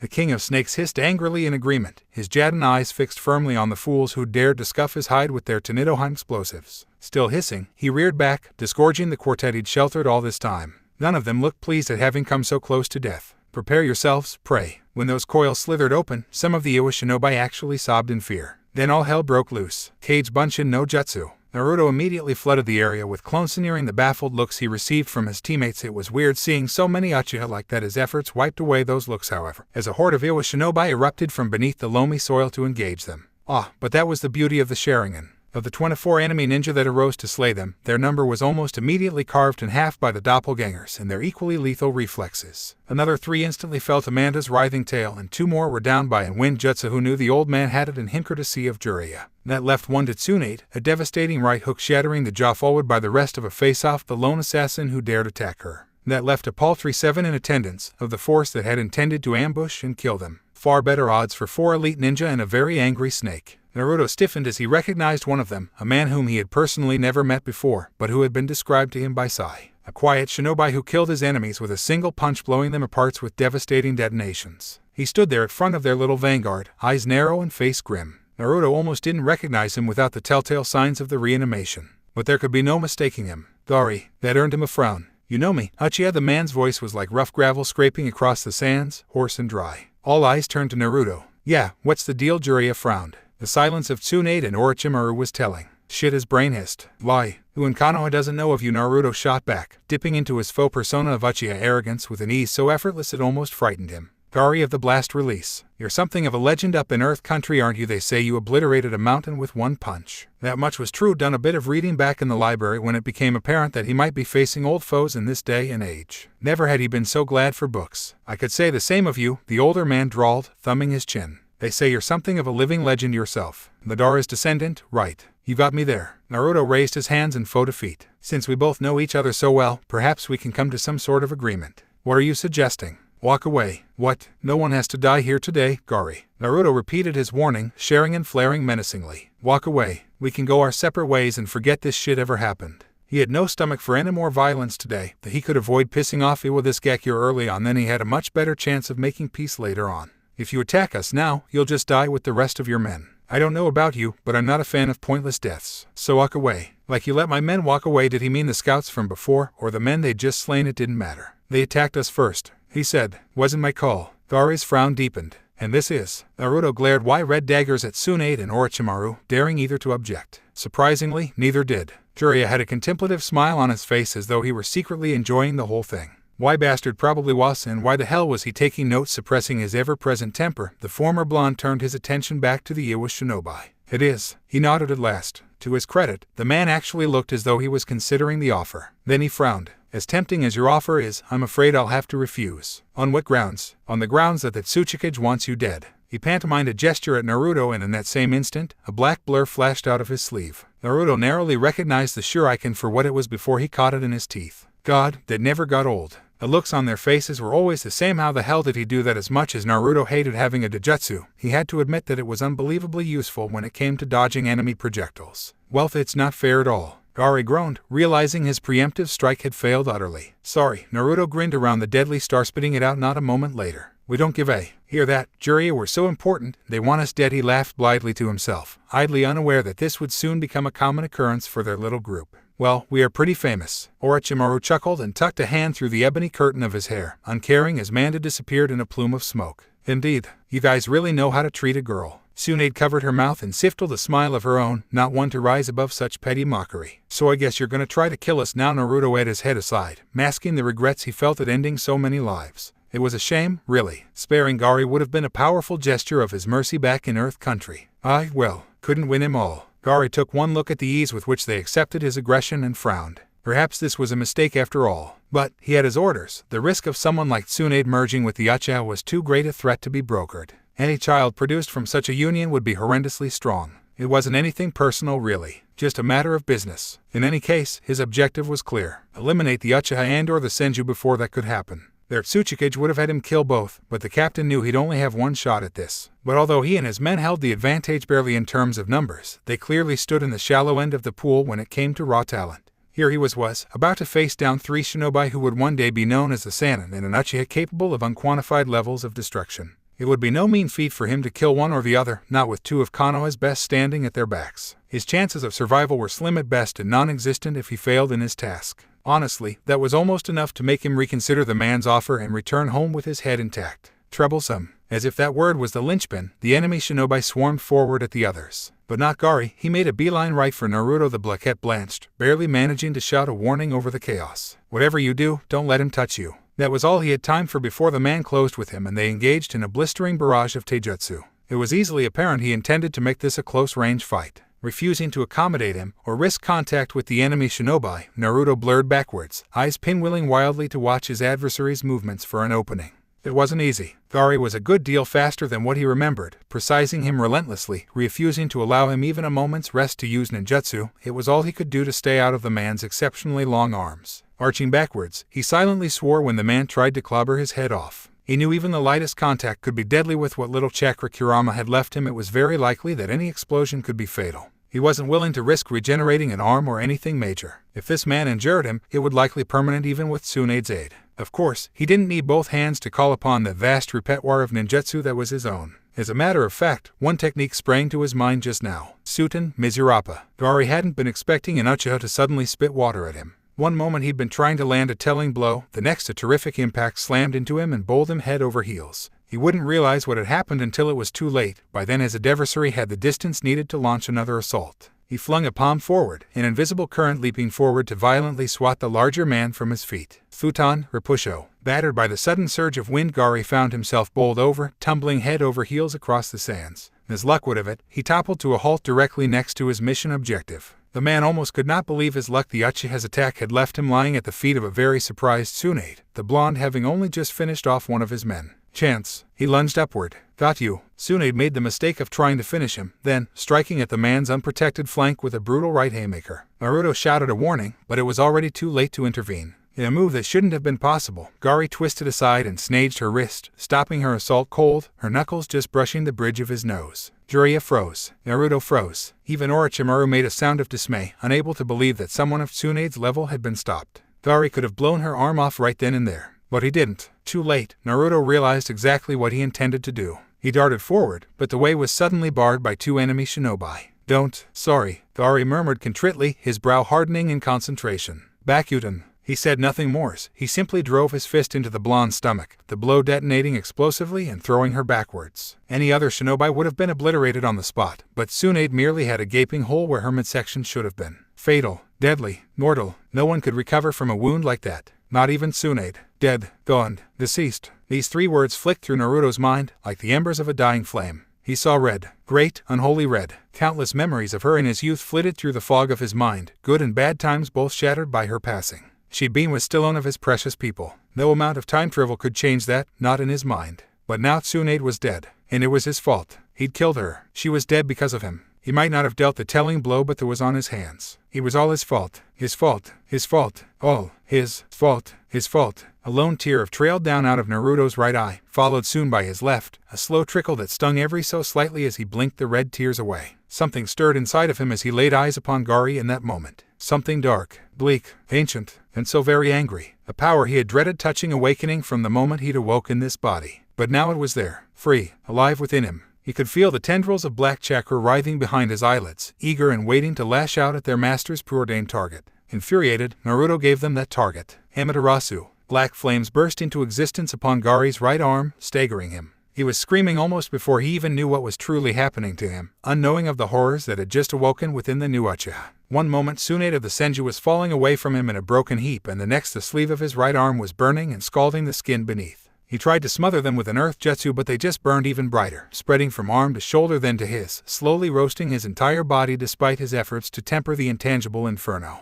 It burned, oh sweet Kami, did it burn? He called for his subordinates. They didn't answer. None of that mattered now. He had to find a way to get rid of this hellish fire before. Badump. When he looked up, the Uchiha was all but towering him, white eyes boring holes into his flesh, through his very soul. He stood stark against the sun, eyes formed little more than a shadow. Except for the eyes. Those eerie, awful eyes. There was no mercy to be found in those sinister scarlet orbs, not a single sliver of decency to which he could appeal. Should have taken the offer. But the realization came too late. The chances of Naruto being merciful after the death of his teammate were non-existent.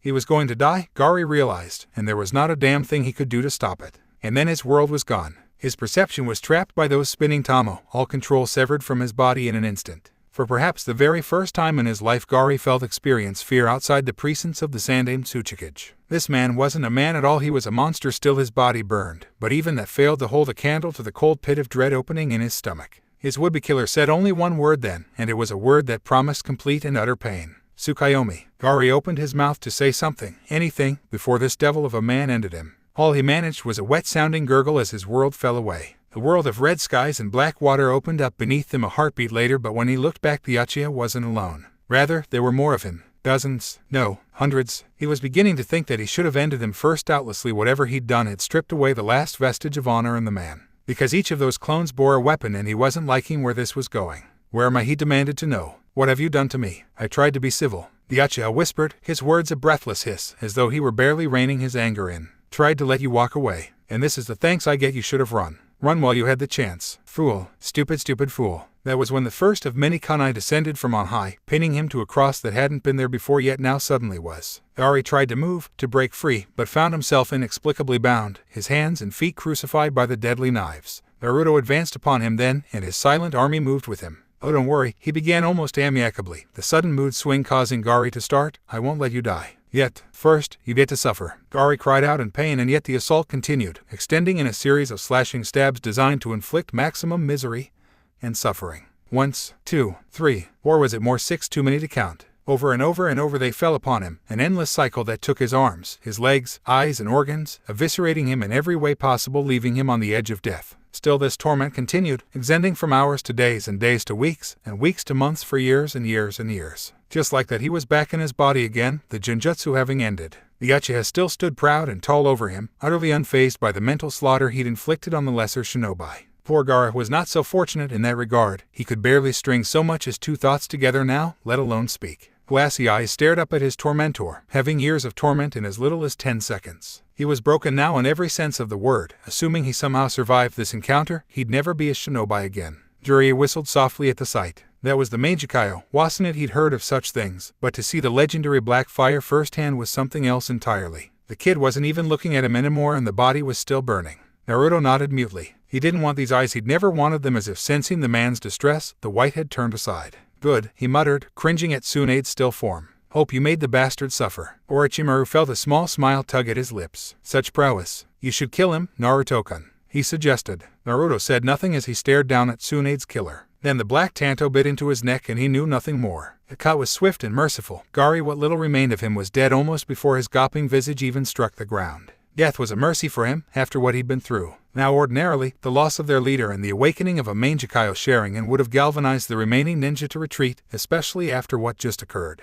But instead of doing just that, the remaining enemy shinobi weaved through a rapid series of signs and disappeared, their forms rippling away into the earth. That was when the mud came to life around them, swelling up in the facade of a dozen upon dozens of mud and earthen clones, each a perfect duplicate of the originals. Each bore a weapon hardened of rock, be it sai or sword or kunai, each equally deadly in their own right. They would rather die with weapons in their hand than risk the wrath of their Tsuchikage. Well, damn, Jiraiya muttered, drawing a kunai of his own. That's not fair at all. Move. His warning came just in time as each of his clones, many having survived thus far, drew breath, needing chakra in their stomachs and exhaling in the next instant. So much for subtlety. Gakakyu no Jutsu. The ensuing fire that followed was nothing short of massive. Ineffective, several of the bunch outright disintegrated upon contact with the roiling inferno. Turned out a few of them weren't clones after all. Screams of pains resounded through the inferno only to be cut off just as quickly. By the time it had cleared, only a handful were remaining, evidence of a single controller rather than several. That made things easier, especially with Manda's absence. Much easier. Watch where you're aiming, Jiraiya's shout berated him. The words fell on deaf ears as Naruto threw himself back into the fray. He spotted one of the supposed clones and swarmed him with taijutsu. He didn't care whether the man had a sword, that it was drawn and ready. He was too filled with rage. Pain slashed across his right arm almost immediately as man got a lucky slash in, but he pushed past it, grabbing the blade with his wounded hand and jerking it aside to open the way for a kunai. The man went down with a wet gurgle, eyes rolling back within his skull as the Uchiha overwhelmed him, striking with a well-placed knife to the head. There was no, wait just a minute, the Uchiha said in angst, watching as his opponent crumbled to loamy soil before his eyes. His eyes widened, realizing he'd lost sight of the real foe. Naruto immediately spun towards Orochimaru and Jiraiya, both of them occupied fighting the other clones of the shinobi. The other two copies, seemingly aware of the imminent escape plan, noticed Naruto right away. Oi, he's escaping, he hurriedly yelled, trying to find the original amidst the horde of bunshin that had arose. But there was too much chakra strewn across the battlefield and the enemy had hidden himself well. Blast it, the bugger was going to get away. No, he isn't. A hard crack snarled through the air, accompanied by a bone-chilling scream of pain. Abruptly the clones dropped, deprived of the chakra controlling them. The boys blinked, turning their attention to the source of the sound, towards a woman they had believed to be dead. Naruto gawped, his clones vanishing with a resound poof of smoke. But though, how the hell was that possible? Battered and just a touch white, Tsunade Senji held aloft her prize, a stout-looking man bearing the crest of Iwagakure upon his tattered hishiate. Her grin was nothing short of beatific, as though she'd just won a poker tournament rather than secure an enemy shinobi. It certainly didn't help that the man was clutching at his no-bleeding genitals in obvious pain. The three males shuddered in silent sympathy to the castration the fool had suffered, each knowing it could easily have been one of them. How in the hell are you alive? Jiraiya gawped. What, you thought I was dead? The blonde drawled, thumbing her forehead. Please, did you forget about my seal? Naruto couldn't help but gulp at the sight, both that of the now neutered man and the marks wreathing the one who had made him a nutch. In his anger he'd completely forgotten about her yin seal. Recovering from a wound like that was nothing for someone like her. That didn't stop him from striding forward, and it certainly didn't deter him from doing perhaps the most reckless thing in his life. Without even thinking of his action or her potentially violent reaction, he stepped up, swatted the man's broken body out of her grasp, and embraced her. You reckless idiot. Immediately she stiffened against him, but it was shock not anger that stilled her body. What the hell was going on here? Were those tears in his eyes? They were. She'd only been down for a few seconds. Did he really think she'd been? And even so, what was with this reaction? They'd only known each other for a few days. And here, watching her, Naruto couldn't see her face with his chin over her shoulder. Had he been able to do so, he would have witnessed the impossible. Tsunade's face burning bright than the Suna sun overhead. Yeah, what? Don't ever do that again. Naruto pulled back to arm's length, her flush fading as those still scarlet orbs bored holes into her unbidden. Her heart skipped a beat. They were quite different from what she remembered, preserving the trio of Tamo after a fashion, now trio of circles rimmed by 3 bars, as if they'd undergone an evolution of some sort. Even as she looked on, they faded, turning onyx once more. He shook her then, an irritated growl leaping from his throat to drag her back to the present. Do you hear me, Tsunade? Another shake. Never again. But, ever the sheer vehemence of his statement took her aback. Tsunade had never been shouted at like this before, not since her genin days with Sarutabai-sensei. And even then she usually did most of the shouting, having a man yell back at her, profess genuine concern over her well-being. Well, that was a new one. She didn't know how to react, or even what to say. Few had dared stand up to her since she'd acquired her monstrous strength. Those that had were still nursing bruises. For this Uchiha Naruto she barely knew. To demand she not risk herself in battle was so ludicrous she'd literally been stricken speechless. She felt like a frightened genin beneath his gaze, nervous and skittish, courage all but deserting her as she stared into the dark depths of those angry eyes. It was terrifying. To her infinite surprise, she demurred. Hi, Yosh. Just like that, the fierce expression was gone from his visage, leaving him patting her firmly on the shoulder like a proud parent. I'll hold you to that, Tsunade-chan. Somehow, she couldn't find it within herself to protest the suffix. Perhaps it was for the best. She had no way of knowing what the moment would lead to in the near future, nor the chaos that it would cause. For a seed of doubt had already been planted in the back of her mind, and soon it would take root. Naruto had been concerned about her, more than just the concern of one teammate to another. If the two of you are quite done, you may wish to check his eyes. Orochimaru interrupted. Tsunade jerked back as if she'd been burned. What about them? He awakened the Mangekyo at the time of your death and used it most strenuously. The prodigy put in primly. It would be wise to make sure his vision hasn't deteriorated. You should have seen him. Jiraiya seconded with the slightest of smiles. The second you went down, he went apeshit on the guy. Naruto hissed, mildly offended. Traitors, both of you. We agreed not to talk about that. To her surprise, the two men had the decency to look contrite. We thought she should know. Orochimaru returned, looking slightly hurt. Wow, was that even possible? Yeah, kid, she deserves to know. Jiraiya added. Tsunade's gaze snapped back to him, hazel eyes pinning the Uchiha. Her grandfather had beaten everything about the Sharingan into her brain. She was one of the few who knew its secrets, such as the fact that one only awakened the Mangekyo when someone dear to them perished or they killed their best friend. Clearly, Naruto hadn't done the latter. Which meant, is this true? Her voice was dangerously flat. Naruto almost quailed at the sound of it. Yeah, well, I thought you were, you know. Let me see. Her inner medic taking over, Tsunade reached for his visage. Naruto immediately flinched aside. Boy, stop squirming, you big baby. Naruto grunted as she seized his face and hand, his Sharingan flaring unconsciously. She tilted his head side to side, inspecting them. The crimson orbs followed her every movement, those barred eyes regarding her just a touch too closely for her liking. They'd stopped bleeding, she realized, trying to look at it from a clinical point of view. To do anything else would allow her to think, to realize the awful truth. He activated them because of me. He's going to go blind because of me. Because of Medown girl, we are not going there, not with a man you barely know. A hot flush crept up the back of her neck that had nothing to do with the Suna heat. She stubbornly pushed the thought away and addressed him. Any pain in your eyes? No, Naruto admitted. Blindness? Nope. Dimness of vision? Nada. Wait a minute. Naruto actually paused at that, his bemused smile fading. Was it possible that he already had the eternal Mangekyo Sharingan? This was Madara after all, and these were his eyes. If they were already eternal, then their problem was solved. The fear of a loss of vision was virtually non-existent. But how could he be certain? The only way to do that was to use the Mangekyo over and over again. Yet in doing so, he might draw suspicion to himself, make others wonder why he wasn't losing his vision. This boded some thinking. Later. Not now. Ruthlessly, he put his mind back on track. Fair enough. But if you ever shake me like that again. Her expression was nothing short of thunderous. Naruto laughed merrily. Ha, you were really scary sometimes, Tsunade-chan. A sly, knowing smile tugged at the blonde's lips. What? Don't tell me, are you afraid of a little aggression, Naruto-kun? Not at all, unless Orochimaru would like to volunteer. The prodigy suddenly turned about 3 shades of white. No need for that. Just like that, the balance was restored between them, the moment of tenderness gone, but not forgotten. Tsunade would never forget. She filed that look away in the safe that was her mind, locking it away until those charcoal orbs reflected such concern for her again. As far as she knew, they wouldn't. But that brief moment of dominance on his part had sparked something in her. He'd shouted her down, demanded that she not risk her life unless it was absolutely necessary. Yes, his comments had incensed her, and yet sentiment touched her. Naruto would have laughed again, but everything was suddenly blurry. It wasn't his eyes. He simply felt dizzy. When the hell had he sat down? Why was he covered and why couldn't he move his arm? Belatedly he realized what was happening. His body was going into shock. But from what he hadn't even been injured that bah. Oh shit, Tsunade was suddenly at his side, her anger forgotten. Your arm, you're bleeding?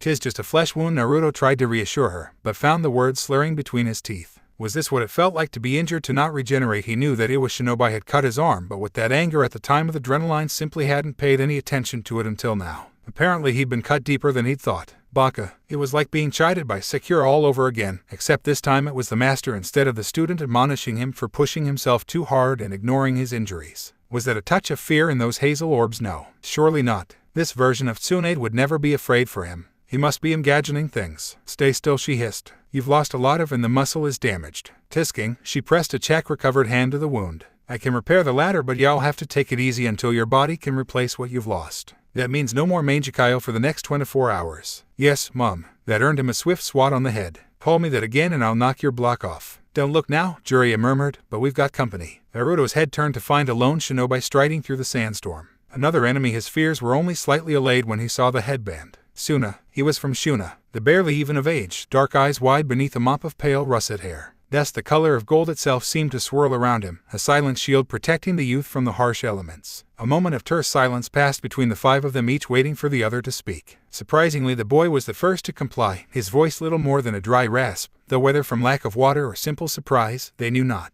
He looked just as surprised to see them as they were him, however. You're the envoy, I trust. The welcome they received at Sunakure was surprisingly quiet, if not simple in Naruto's mind. A sandstorm had blown up shortly before their arrival, so perhaps that explained why there was no fanfare to welcome the four of their arrival, no trumpeting of horns or banging of drums for which the envoy might be heralded. Only a smattering of what probably passed for Suna Anbu and what he assumed was a village council were there to greet the Yanin at the gate, and even then they seemed more somber than excited to greet their guests. In their clothes, Naruto almost balked at the thick garments they wore, swaddled as they were from head to toe in thick clothing to keep out the elements. It almost made him feel underdressed in his shinobi fatigues and cloak. Granted, he had seen similar garb in Suna before, but this was bordered on outright extreme. Only the Anbu in their sandy-colored uniforms were any such exception, and their masked faces betrayed absolutely nothing. A mere handful shinobi probably were not dressed so, but his eyes ghosted over and failed to recognize any of them. Greetings. One of the women bowed lower, her face creasing in what Naruto hoped was a genuine expression. I am Chiyo of the Sand.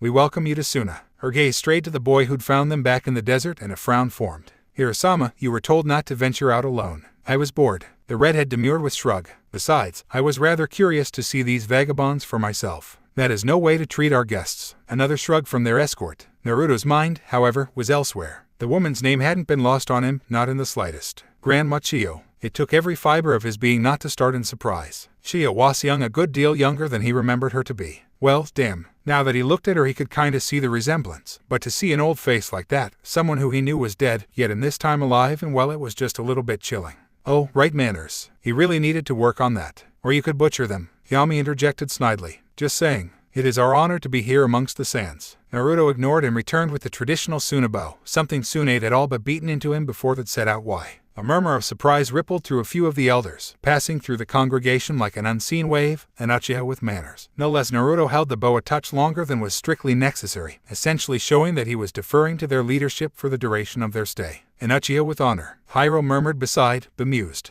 I wasn't aware such a thing existed. Yami growled. Just one kill, partner, pretty please. Naruto's only response was a kindly smile. You'll find I'm not as uptight as the rest, Hirosen. No kidding. Tsunade muttered, a touch of her old bitterness seeping through the smile she wore. A grimace, once more reminded of the arrogance of Mikoto's clan. His clan. It was going to be an uphill battle undoing the damage they'd done to their own reputation. Naruto only hoped he was equal to the task that had been set before him. He felt himself up to it, but only time would tell. It would be here, he decided, that he would make the world realize not all Uchiha had to stick up their ass. Still he smiled, and if Hiro scoffed back for, the rest wore smiles that looked as though they'd been painted on, their eyes hard with the hardship they'd suffered in the last month. Many of them looked outright leery of the newcomers. Not that he blamed them in the least for their caution. The way into the village was through a passage that cut between some very tall, very crooked cliffs, and at the entrance of this passage a small gate opened to admit their passage. A pair of Anbu passed to allow them their admittance, but their stiff posture belied their tension. He'd no doubt they wore smiles like they had two electrodes attached to their cheeks beneath those faces, but while their masked leers may have passed over Jiraiya and the others, it was Naruto they fixed their sights on. They were ushered inside. To their infinite surprise they were each assigned an individual guide. One by one Orochimaru, Jiraiya, and finally Tsunade were led aside, until only Naruto remained. Honest to meet you. His gaze fell upon Hiro, half expecting the boy to lead him onward. When he did not, Naruto frowned. Still in the spirit of friendship and cooperation, not matter how much he might dislike this little shit, he extended a hand to the younger boy. Hiro regarded his palm as though it were a poisonous adder. For the first time, an actual emotion crossed his visage. Not anger but rage. A hatred so vile Naruto nearly recoiled from it. Now he didn't claim to know what the kid's issues were, but he'd have to work to curb that temper of his, else he'd make more enemies than friends in his short lifetime. As if the future Kazekage would deign to escort you. He stormed past without another word, leaving Naruto under the watchful gaze of the Anbu. Uchiha-san. He turned, seeking the voice. Yes, one of the masked shinobi suddenly pulled off her facade, drawing aside the likeness of a scorpion to expose her visage to him. Then she reached down and began to remove her uniform in the same instance. Naruto's heart nearly skipped a beat. Oi, I like where this is going.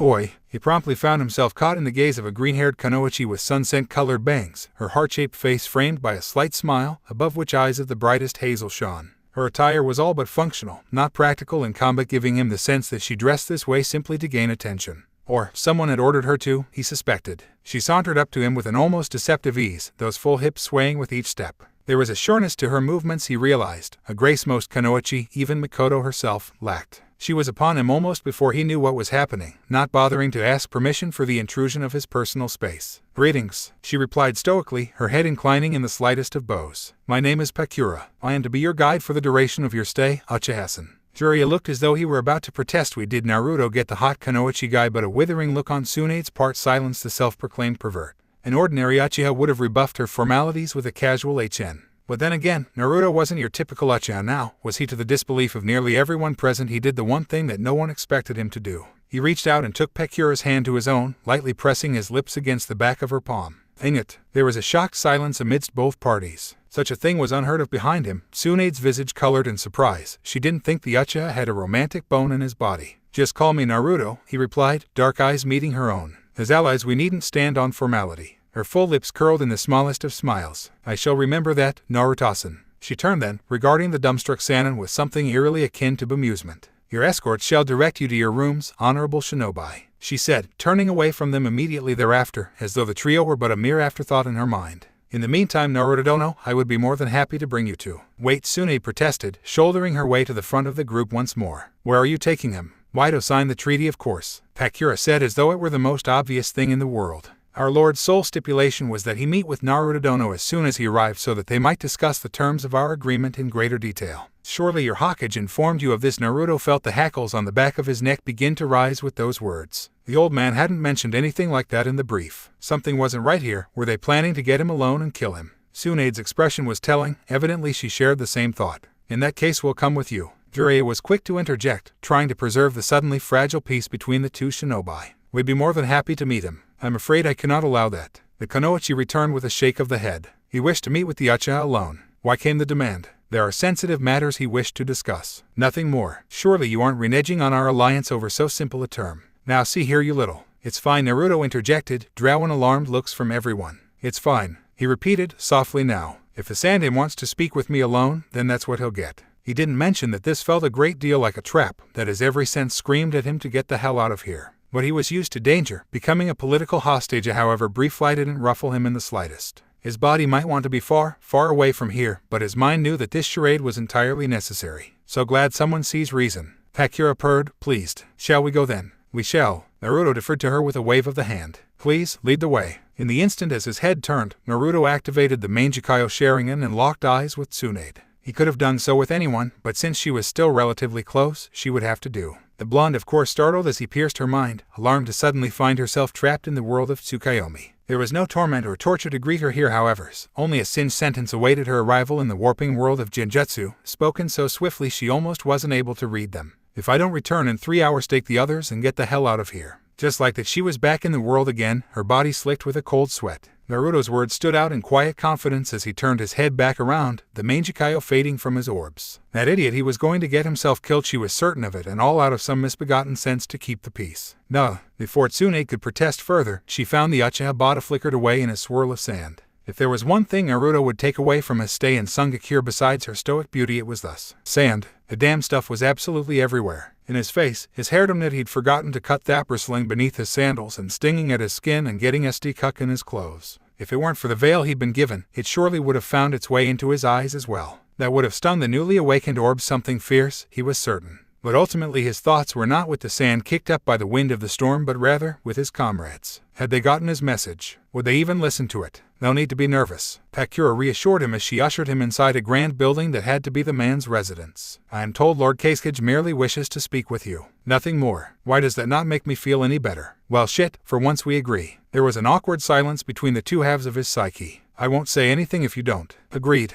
A lone seat was waiting for them when they arrived, and in it, a man in the unmistakable white-blue robes of a Kage. Kazekage-sama. Pakura genuflected, but did not otherwise move from her place at Naruto's side. The Uchiha is here, as per your request. Face consumed by the shadows of his wide-brimmed hat, the Kazekage acknowledged his presence by raising one elegant hand, never once turning in their direction. He was not so much an honored guest perhaps, as a mild irritance to be endured, but at least the Kazekage didn't glare at him like the Anbu had. If anything, the man seemed to be measuring him, gauging him for any sign of weakness. Abruptly he laughed aloud. It was a deep, throaty sound that instantly set Naruto on edge. We meet at last. His voice was low yet pleasant, exuding strength and charisma from every pore. I've heard a great deal about you, Uchiha Naruto. The latter bowed. You do me honor, Kazekage-sama. Please, what are formalities amongst equals? The man tilted his hat, exposing sand-colored eyes set within a scarred yet still youthful face. He might have even been handsome, once. You may address me by my given name, by all means. Please, call me Kazeyama. Very well, Kazemasan. The man's brow tightened slightly at the mentioned terse suffix, only to soften seconds later. I understand we have you to thank for eliminating the scouts on our border. There was a rather baffling man amongst them. Gaara of the explosive release, I believe. We dispatched an enemy platoon led by him, yes, thank you.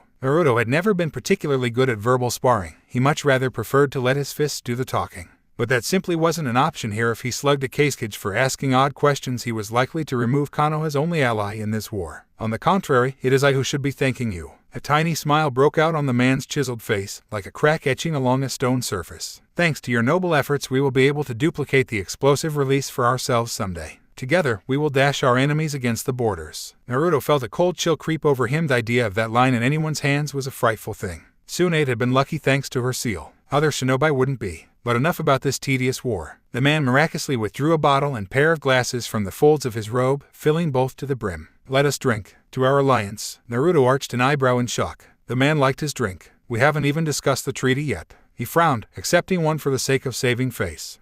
Straight to the formalities. Kazeyama smiled mildly. I was hoping to save the most bitter course for last. He let the words hang over them as he drank first, doubtless to convince the Uchiha that he hadn't called him here just to poison him. Naruto sniffed subtly, his enhanced senses detecting no trace of poison. He'd heard the unspoken threat in those words. We will discuss it when I am ready. Not before. Like so many others, the Kazekage wanted to know if he truly was a descendant of Uchiha Madara, not some impious impostor rising to claim such a prestigious title. I suppose we could. Reluctantly he drank, wincing as the sake burned down his throat. If the man really had tried to poison him, then he'd be in for an unpleasant surprise. Sakura had taught him how to burn away all but the most potent of toxins with chakra. And with Naruto's reserves, bolstered still by the flagging remnants of Kurama's chakra, even the most deadly of venom couldn't inspire more than a mild headache in him. The secret was best served after all, if it remained a secret. Excellent. Unaware of the musings of his host, the Kage poured himself another glass. I trust your stay in my village has been a hospitable one, he asked. Thus far, yes, considering he'd met an impetuous little punk and already been dragged here against his will.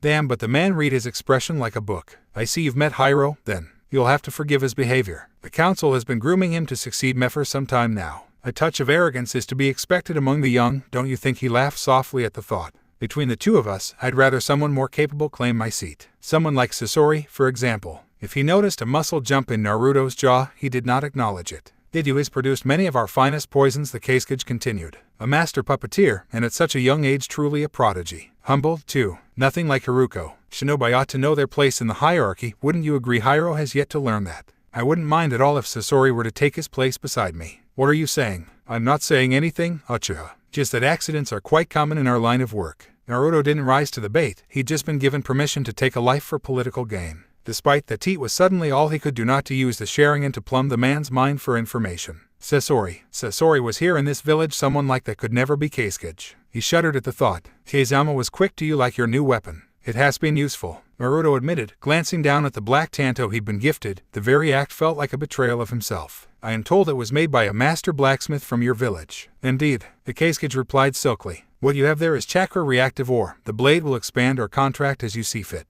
Naruto's surprise must have been evident, because the Kazekage laughed again. What, did you think we would give such a paltry weapon to someone of your caliber? I would thank you not to test it in my precincts, though. My guards are a bit twitchy thanks to the war. Well then, that would explain the chakra he'd been sensing for the last 5 minutes. What do you think of our Kunoichi? Naruto another question, but this one evoked a frown. I have only met one. Pakura, then. His cold gaze fell upon the Kunoichi in question. What do you think of her? Naruto turned to consider his answer a moment, then supplied the only answer he could. The truth. She seems an exceptional shinobi, Kazekage-sama. Isn't she? Though Kazeyama nodded. Her line is unmatched in our village. I dare say she'd be more than a match for you in close combat. MMY Lord Pakura's cheeks colored in surprise, the admission having caught her off guard. You honor me with your words. How about it then? Uchiha, is she not beautiful? Now it was Naruto's turn to color. He was no by any account, but being placed on the spot in such a matter would be enough to ruffle even a cage's feathers. She is so very beautiful. You may have her, then. Beside him, Pakura turned absolutely ashen. Naruto swallowed hard. He'd been expecting a request for a spar or some such, not an offering to bed the woman. All right, relax. He told himself. You can talk your way out of this. Just stay calm and don't let him get to you. There was a silence as he contemplated his next move. Then, I beg your pardon. I said you may take her back to Konoha with you as your wife. The Wind Shadow continued amicably, no doubt sensing the sudden shift in mood. Consider her my gift to you. As a matter of fact, I'm in a good mood today, so I will lend you another. You may bring her and any other chunin you wish to Konoha upon your return. Take them with my blessings, and when you become the next Hokage, remember the generosity of Suna and her leaders. This man was making one hell of an assumption there. Naruto didn't know what to make of it. Did he assume he was like most Uchiha, constantly lusting for greater powers, that he was going to forcibly wrest the mantle of Hokage from Sarutobai's shoulders? And in return the man looked offended. I ask for nothing in return, only that you remember my kindness this day. In return for that I shall promise you this: we will aid and abet you in every possible way. In this way, no matter the cost nor the loss of life, we will fight by Konoha's side until the last man, woman, and child. Is that the answer you desire? Here is the treaty, you may read it to your liking. Naruto did just that, his sharing and flaring to ready every word and subtext, anything that might be slanted to Suna's advantage. Naruto bristled as he read over the don'ts. There had to be more at work here. There just had to be. Every item here benefited Konoha in every possible way. The only thing Suna truly stood to gain was protection and assistance should they fall under attack by enemy forces. And all he had to do was accept 2 of their Kunoichi into the fold. And if Pakura wishes to stay. At his elbow, the Kunoichi flinched as though she'd been struck. She has no choice in the matter. The Kazekage dismissed the woman with a wave of his hand. I have spoken. She will go with you for the good of Tsunabe cause I have ordered it. Now, I ask only that you sign on the dotted line. Pakura didn't move, but her eyes suddenly sought his. He had an idea of what was going through her head. She was in shock at being offered up like cattle by her Kazekage to appease Konoha. She'd laid her trust with this man, and how had he repaid her by tossing her aside? There was so much anger in those orbs, though whether it was directed at him or the Kazekage, he knew not. Only that he had to make a decision. Now, here and now, before the Kazekage lost his patience. Out of curiosity, what would happen if I refuse these terms? Then I'm afraid our alliance is null and void. Kazeyama's tone brooked no further argument. Naruto hissed in a sharp intake of breath. In that case, he began. The words were acid in his throat. Kazekage-sama. Naruto was almost grateful when the door slammed open, cutting off whatever he might have said. And Nate all but flung himself into the room, the spectacled face so fraught with terror that Kazekage didn't even deign to strike him down on the spot. Hirosama has been kidnapped in the town square. Aw, damn it, Naruto muttered. Why is this shit never easy? Pakura was already gone, darting out a window before anyone could say she wasn't needed. By all means, chase after her, the Kazekage urged, but the words were empty, merely a formality. It would be horrible if something were to happen to him. Swearing, Naruto lunged out into the village after her. In the shadows of his hat, a small smile twisted at the Kazegage's face. Hey, are you all right? Pakura resolved herself not to speak as they flitted across the rooftops, not to look at the Uchiha for fear of revealing her emotions. Her tears. To display emotion was a weakness, one that could be exploited, just as she had been. If her Kazekage, the man in whom she had laid all her hopes and dreams, was willing to ransom her off to Konoha for the sake of peace, whom could she trust? The Uchiha. He seemed a nice enough fellow, or at least one hesitant about claiming her body like some prize cut of meat. Hey, Pakura cried out in surprise as he moved to block her with his body, forcibly arresting her movement by grabbing her wrist. This close, she was suddenly aware of just how tall he was, head and shoulders above her, not just in terms of height, but skill as well. He wasn't ruffled in the slightest, and yet here she was, nearly a sobbing wreck at the Kazegage's betrayal. Because that's what it was, wasn't it? He'd all but signed her death warrant by giving her to the Uchiha, uprooting her from the life that she'd known all this time, and she wanted to kill him for it if that aide hadn't come barging in when he had. She would have thrown herself at the sandame, deciding to die at the edge of his iron sand rather than become someone's trophy. I said, "Are you all right?" "All right," she whispered brokenly into his. How can I be all right? She felt like an idiot ready to weep into the of a stranger she barely knew. Forced to be a wife to a man she'd just met, he had struck her interest true. But that had been when she thought she had a choice, not this arranged marriage for the sake of her village. Even knowing that many before her had done the same wasn't enough to mend her heart, as it were. She could only flounder in disbelief at what had been wrested away from her. "You can cry if you want. I will not." She struggled out of his grasp. Surprisingly, he let her go. "I am a Kunoichi." Almost immediately she withdrew, rubbing at her wrist. "I would never shed such tears. Boy, you were just sold out by your leader. It's all right to be a bit upset." "I am not upset," she all but shrieked. That was a lie, and Pecura knew it. She was distraught. "You don't know me." "No, but I'd like to." "Like to me, you mean?" she remarked bitterly. Something in his eyes hardened then. "No, I mean I'd like to get to know an admirable Kunoichi who deserves better than that S of a cage." Mere words, she snapped back, but her voice warbled on the last note, empty of promise. "I could always kill him." Onyx snapped into scarlet in dire warning. No one would know, no one but her. Though he had hurt her, she was still a Kunoichi through and through. She would do as she was told, but that didn't mean she had to reveal Naruto's threat just now, did it? "You really do deserve better than him." Insufferable man, he just wouldn't let it drop, would he? "And how would you know?" "I've seen his type before." In that instant he seemed to age before her eyes. Not in the physical sense, but more in the spiritual sense. It was all in his eyes. They looked so tired, like he had lived for far too long and a part of him had given up and was just waiting to die. It was enough to shock whatever wariness she'd had for him, right? Oof of Pecura. This man had lived through countless horrors in his life, and yet he was still trying, despite her best efforts, to wrest her out of this impossible situation. "You really have, haven't you? More than you know." Pecura looked at him then, the movement causing her intricate sunset and jade-colored bangs to form the hint of a shroud around her face. His Sharingan seemed to blur in the morning's light. Naruto couldn't miss it, and his expression reflected his intrigue. Pecura tilted her head to the right, then swayed it back left, and Naruto blinked in amazement. In the woman's movement, his own eyes seemed to dance. And with Naruto still obviously mesmerized, Pecura leaned forward and quite softly brushed her lips with his own.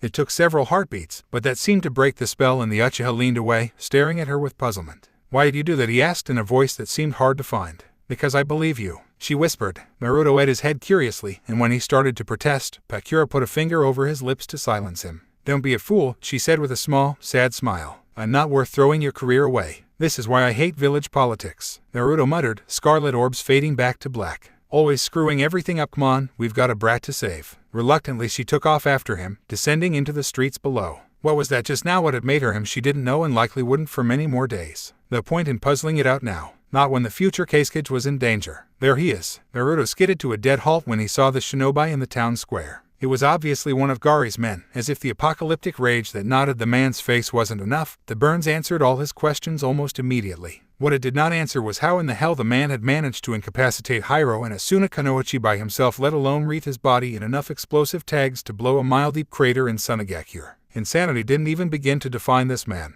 He glanced furtively every which way. The look in his eye was one of sheer madness, someone who had nothing left to lose but his own life. But if he lost it, so would many. The man raged, the moment he laid eyes upon Naruto. "Keep your eyes away from me, demon monster murderer! You killed my captainess filth. Konoha won't live to regret your actions." The prone forms of the Hiro and the Kunoichi offered no resistance. It was up to them to do something. "Calm down," Pecura interjected with a calmness she no longer felt. How could she after what she'd just done? "What are your demands? We can talk about this." "Talk," he screeched. "There's nothing to talk about. Suna, you whores are just as bad as them. You murdered us like pigs, butcher us like cattle. Now, I'm going to do the same to you." Clutching Hiro and the girl closer to himself, he cackled madly. "Hell, I'll take you all the hell with me. We can all burn together just like he burned me." "You're insane." Naruto frowned. "And you need treatment." "Don't touch me." The man flinched aside as Naruto's Sharingan span into existence. "Don't even look at me. I know your tricks. He told me all about them. I won't be deceived." Naruto froze, turning to ice in his veins. "Hey, the true Uchiha." The man was raving now, clearly crazed, or so everyone seemed to think. "He restored my body, told me the truth, sent me here to kill you, traitor, and I will lie." "Vidara, how the hell is that even possible?" That was when Hiro's gold dust smashed into his face with all the force of a sledgehammer. Whatever the Iwanina had been about to say ended then, and their high's mouth was suddenly flooded with so much of the stuff that he may well have choked on it. And given a few more seconds, he just might have. But they didn't have a few seconds. Even as the future Kazekage wrenched himself free, the man released the kill switch, setting dozens upon dozens of tages aflame. Everyone fled or ran in that awful instant, all save the 4 shinobi for whom his wrath was reserved. His temper inflamed beyond all point of salvaging, the man reached down to ignite the rest of the tags strapped to his body. With his mission having failed, he was determined to at least take a few of them with him for the glory of Iwa and his Tsuchikage. He would purge these die. There was no time to decide, he could only save one, not both, so he grabbed the girl instead of the boy and dove for cover. In that instant he was vaguely aware of Hiro's cry of shock, then of Pakura, flinging a fire into the man's with devastating effect. But it was already too late. Naruto saw with his sharing in what would happen an instant before it occurred and reacted, calling upon a deadly power he daren't have touched until this very moment. An azure ribcage formed out of the nothing, blue bone breaking into the beginnings of a shoulder, then an arm, an elbow. Then came the explosion and orange fury burned the world white. The incomplete Susanoo served its purpose, acting as a buffer between the three of them and the blast. The Uchiha groaned as he dusted himself off, the grit and gravel of Sunagakure already etched into his uniform. A suicide bomber, who the hell did that anymore, still being the dirt and dust that had gotten into his immaculate uniform. The former Uzumaki turned to face the girl he'd just rescued from certain death. The same could not be said of her companion, however. Without the flying thunder god Techniquekers, this body of his simply wasn't fast enough save both. Whomever Hiro had been or had been destined to be, he was dead now. Dead as dead could possibly be. Well, he muttered to himself, that could have gone off better. Agreed, his college muttered beside him, brushing herself off with a groan. Her scorch release had been key in diffusing the blast, though she was far too humble to ever admit it. Though I had not expected him to detonate himself in such a spectacular fashion. Her hazel eyes quietly regarded the small crater that had once been the market district. It would have been far larger had she not managed to detonate some of those tags preemptively. The Iwagakure assassin had only managed to take 2 lives instead of dozens. His own and that of a shinobi. Any injuries, he asked? Here, I can heal. Pakura started, brushing off his hand with a flush. I would rather you attend to the Kunoichi beneath you, Uchiha. Weia. The teenager they'd rescued managed groaned, dusting herself off with a pained hiss. While she took one look at her companion's charred corpse and turned bone white. Oh my god. Hey, Naruto patted the girl's face back to him. He knew well enough that if he gave her a chance to stare overlong at her comrade's corpse, the poor girl would just break down. Don't look at him, look at me. Are you alright? Are you injured? What's your name? The trick was to bombard them with so many questions that they didn't have time to think there would be time to grieve later. If there was even the slightest of possibilities that the attacker wasn't acting alone. Her voice was numb, though thankfully not with shock. Karura. Rank. CH Chunin. Injuries. None. Measurements.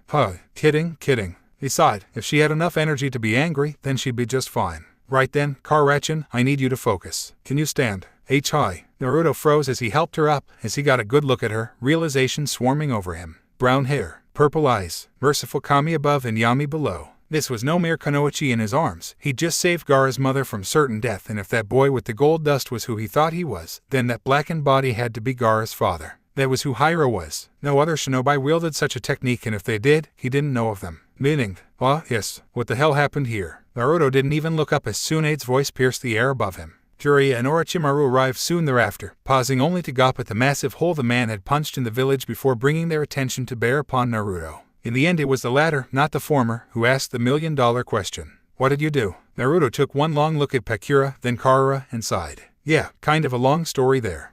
And there you have it. Naruto finally starts changing things en masse. No one sees him for what he really is, and more he's losing pieces of himself. He remembers what he once was, but more and more he's starting to see just how much a mess he's walked into. And now he has the Manjikayo uncertain of whether or not it will make him blind. Ain't that lovely? On the plus side, he's attracted Tsunade's attention and unknowingly started to ensnare her heart. We've started and ended the Suna arc in style here, folks, and Narutoxharem International picked up 2 girls. Hope you enjoyed it. On another note, Naruto has officially decided to atri and convert Orochimaru to the side of good for the sake of Konoha, rather than end the best start. We'll see how that walkers out. We'll get to see interactions and potential arguments between his ladies next chappy. Look forward to it, you know. God, this is going to be fun to write. So many ideas, but feel free to suggest something. Pairing is still up in the air, but Mikoto is most likely going to be involved, although I will gladly take any other recommendations that are offered. Kushina's falling for him, but the question does remain, will Naruto ever reciprocate her feelings? I'm leaning toward yes. In time I may even include Tsunade, seeing as how the age gap has shrunk to almost nothing now. Mikoto may have a slight lead, but the pairing it's still entirely up in the air. Vote review, tell me what you want. Soin the immortal words of Atlas. Review would you kindly, and of course, enjoy the preview. Guess what happens? AIM. Naruto's deadpan was barely concealed. You give me a team, and the first thing you do is send me to AIM. I wish it were otherwise, but you have proven yourself too capable. Hiruzen replied, steepling his fingers. Your actions in Suna garnered a great deal of attention after all. He made no mention of Pakura and Gaara. That went without saying that Naruto had made a coup by securing the 2 Kunoichi for Konoha, regardless of what some might think. So what's the mission? A rank, as matter of fact. And Naruto pressed. Sarutobi continued. Hanzo's been making trouble along the border for too long now, and needs to be dealt with. I've already sent Jiraiya and the others on ahead. If you hurry, you should be able to catch up with them. Besides, these three are quite capable, as I'm sure you'll see. I'm sure they'll become Chunin in no time. Naruto's only response was to pinch the brow of his nose. Let me guess, I have no say in this whatsoever. None at all. Now see for yourself. As if on cue, a soft knock sounded on the door. Ah, there they are now. Come in. 2 youths entered, closing the door behind them. I would like you to meet your team. Naruto's brow furrowed as he beheld the 3 youths assembled before him by Sarutobi. He'd fought and railed against this from the moment he'd set foot back in Konoha, but in the end cooler heads had prevailed. So here he was in the old man's office, silently ruing his new rank as Jonin. He recognized the young Kurenai UI almost immediately. Those ruby red eyes were a dead giveaway. The boy, he didn't know. He had silver hair like Kakashi, but there was no way it was his old sensei. Kakashi was still a kid in the academy if he recalled correctly. It wasn't until Sarutobi identified him as Ibiki Morino that he actually got a rise out of Naruto. Oh, this was rich. These two had scared the crap out of him when he was a kid, but now the tables were turned. Speaking of tables, where was the third student? Sarutobi seemed to realize it as well. Where is Uzumaki Kushina, he asked. Naruto's head snapped around so quick it might have flown clear off his neck. Somewhere in the back of his mind, his darker half cackled. Naruto only had one word for them both. No, yes, Hiruzen answered immediately, ignoring the killing intent that flooded the room. She hasn't had a sensei since her last one died in action a year ago. As she seems quite attached to you, I deemed it fitting. She's too old. A genin is a genin. The Sandaime remained unmoved by his plight. Besides, and here he did become him closer, you're one of the few shinobi who can control her should it attempt to breach the seal again. I trust you will treat this matter with the utmost discretion. Before Naruto could answer, a voice was heard from beyond the door. Those fools weren't arm wrestling, they were playing life-death match Titabane. Hi, one of the Ambu answered. Go right on in. Instead of opening slowly, the door flung itself open with a resounding crash, admitting a blur of orange and black. Uzumaki Kushina, reporting for duty and Naruto, she skidded to a grinding halt, eyes wide at the sight of him. When did you get back from your mission? Yo, just a few hours ago. The Uchiha colored at the sight of the girl. Beautiful as ever, her long, lustrous red hair trailing after her loud entrance. Hishiate strapped proudly to her forehead. And was she wearing orange? It was almost enough to draw a smile to his face, the sight of his favorite color stirring up fond memories deep within his heart. Still, the scowl refused to depart from his face. Sarutobi's next words only made it deepen. Meet your new sensei, Kushina. Her grin was practically ear-splitting, and why adorable, he had to admit. SENSEI.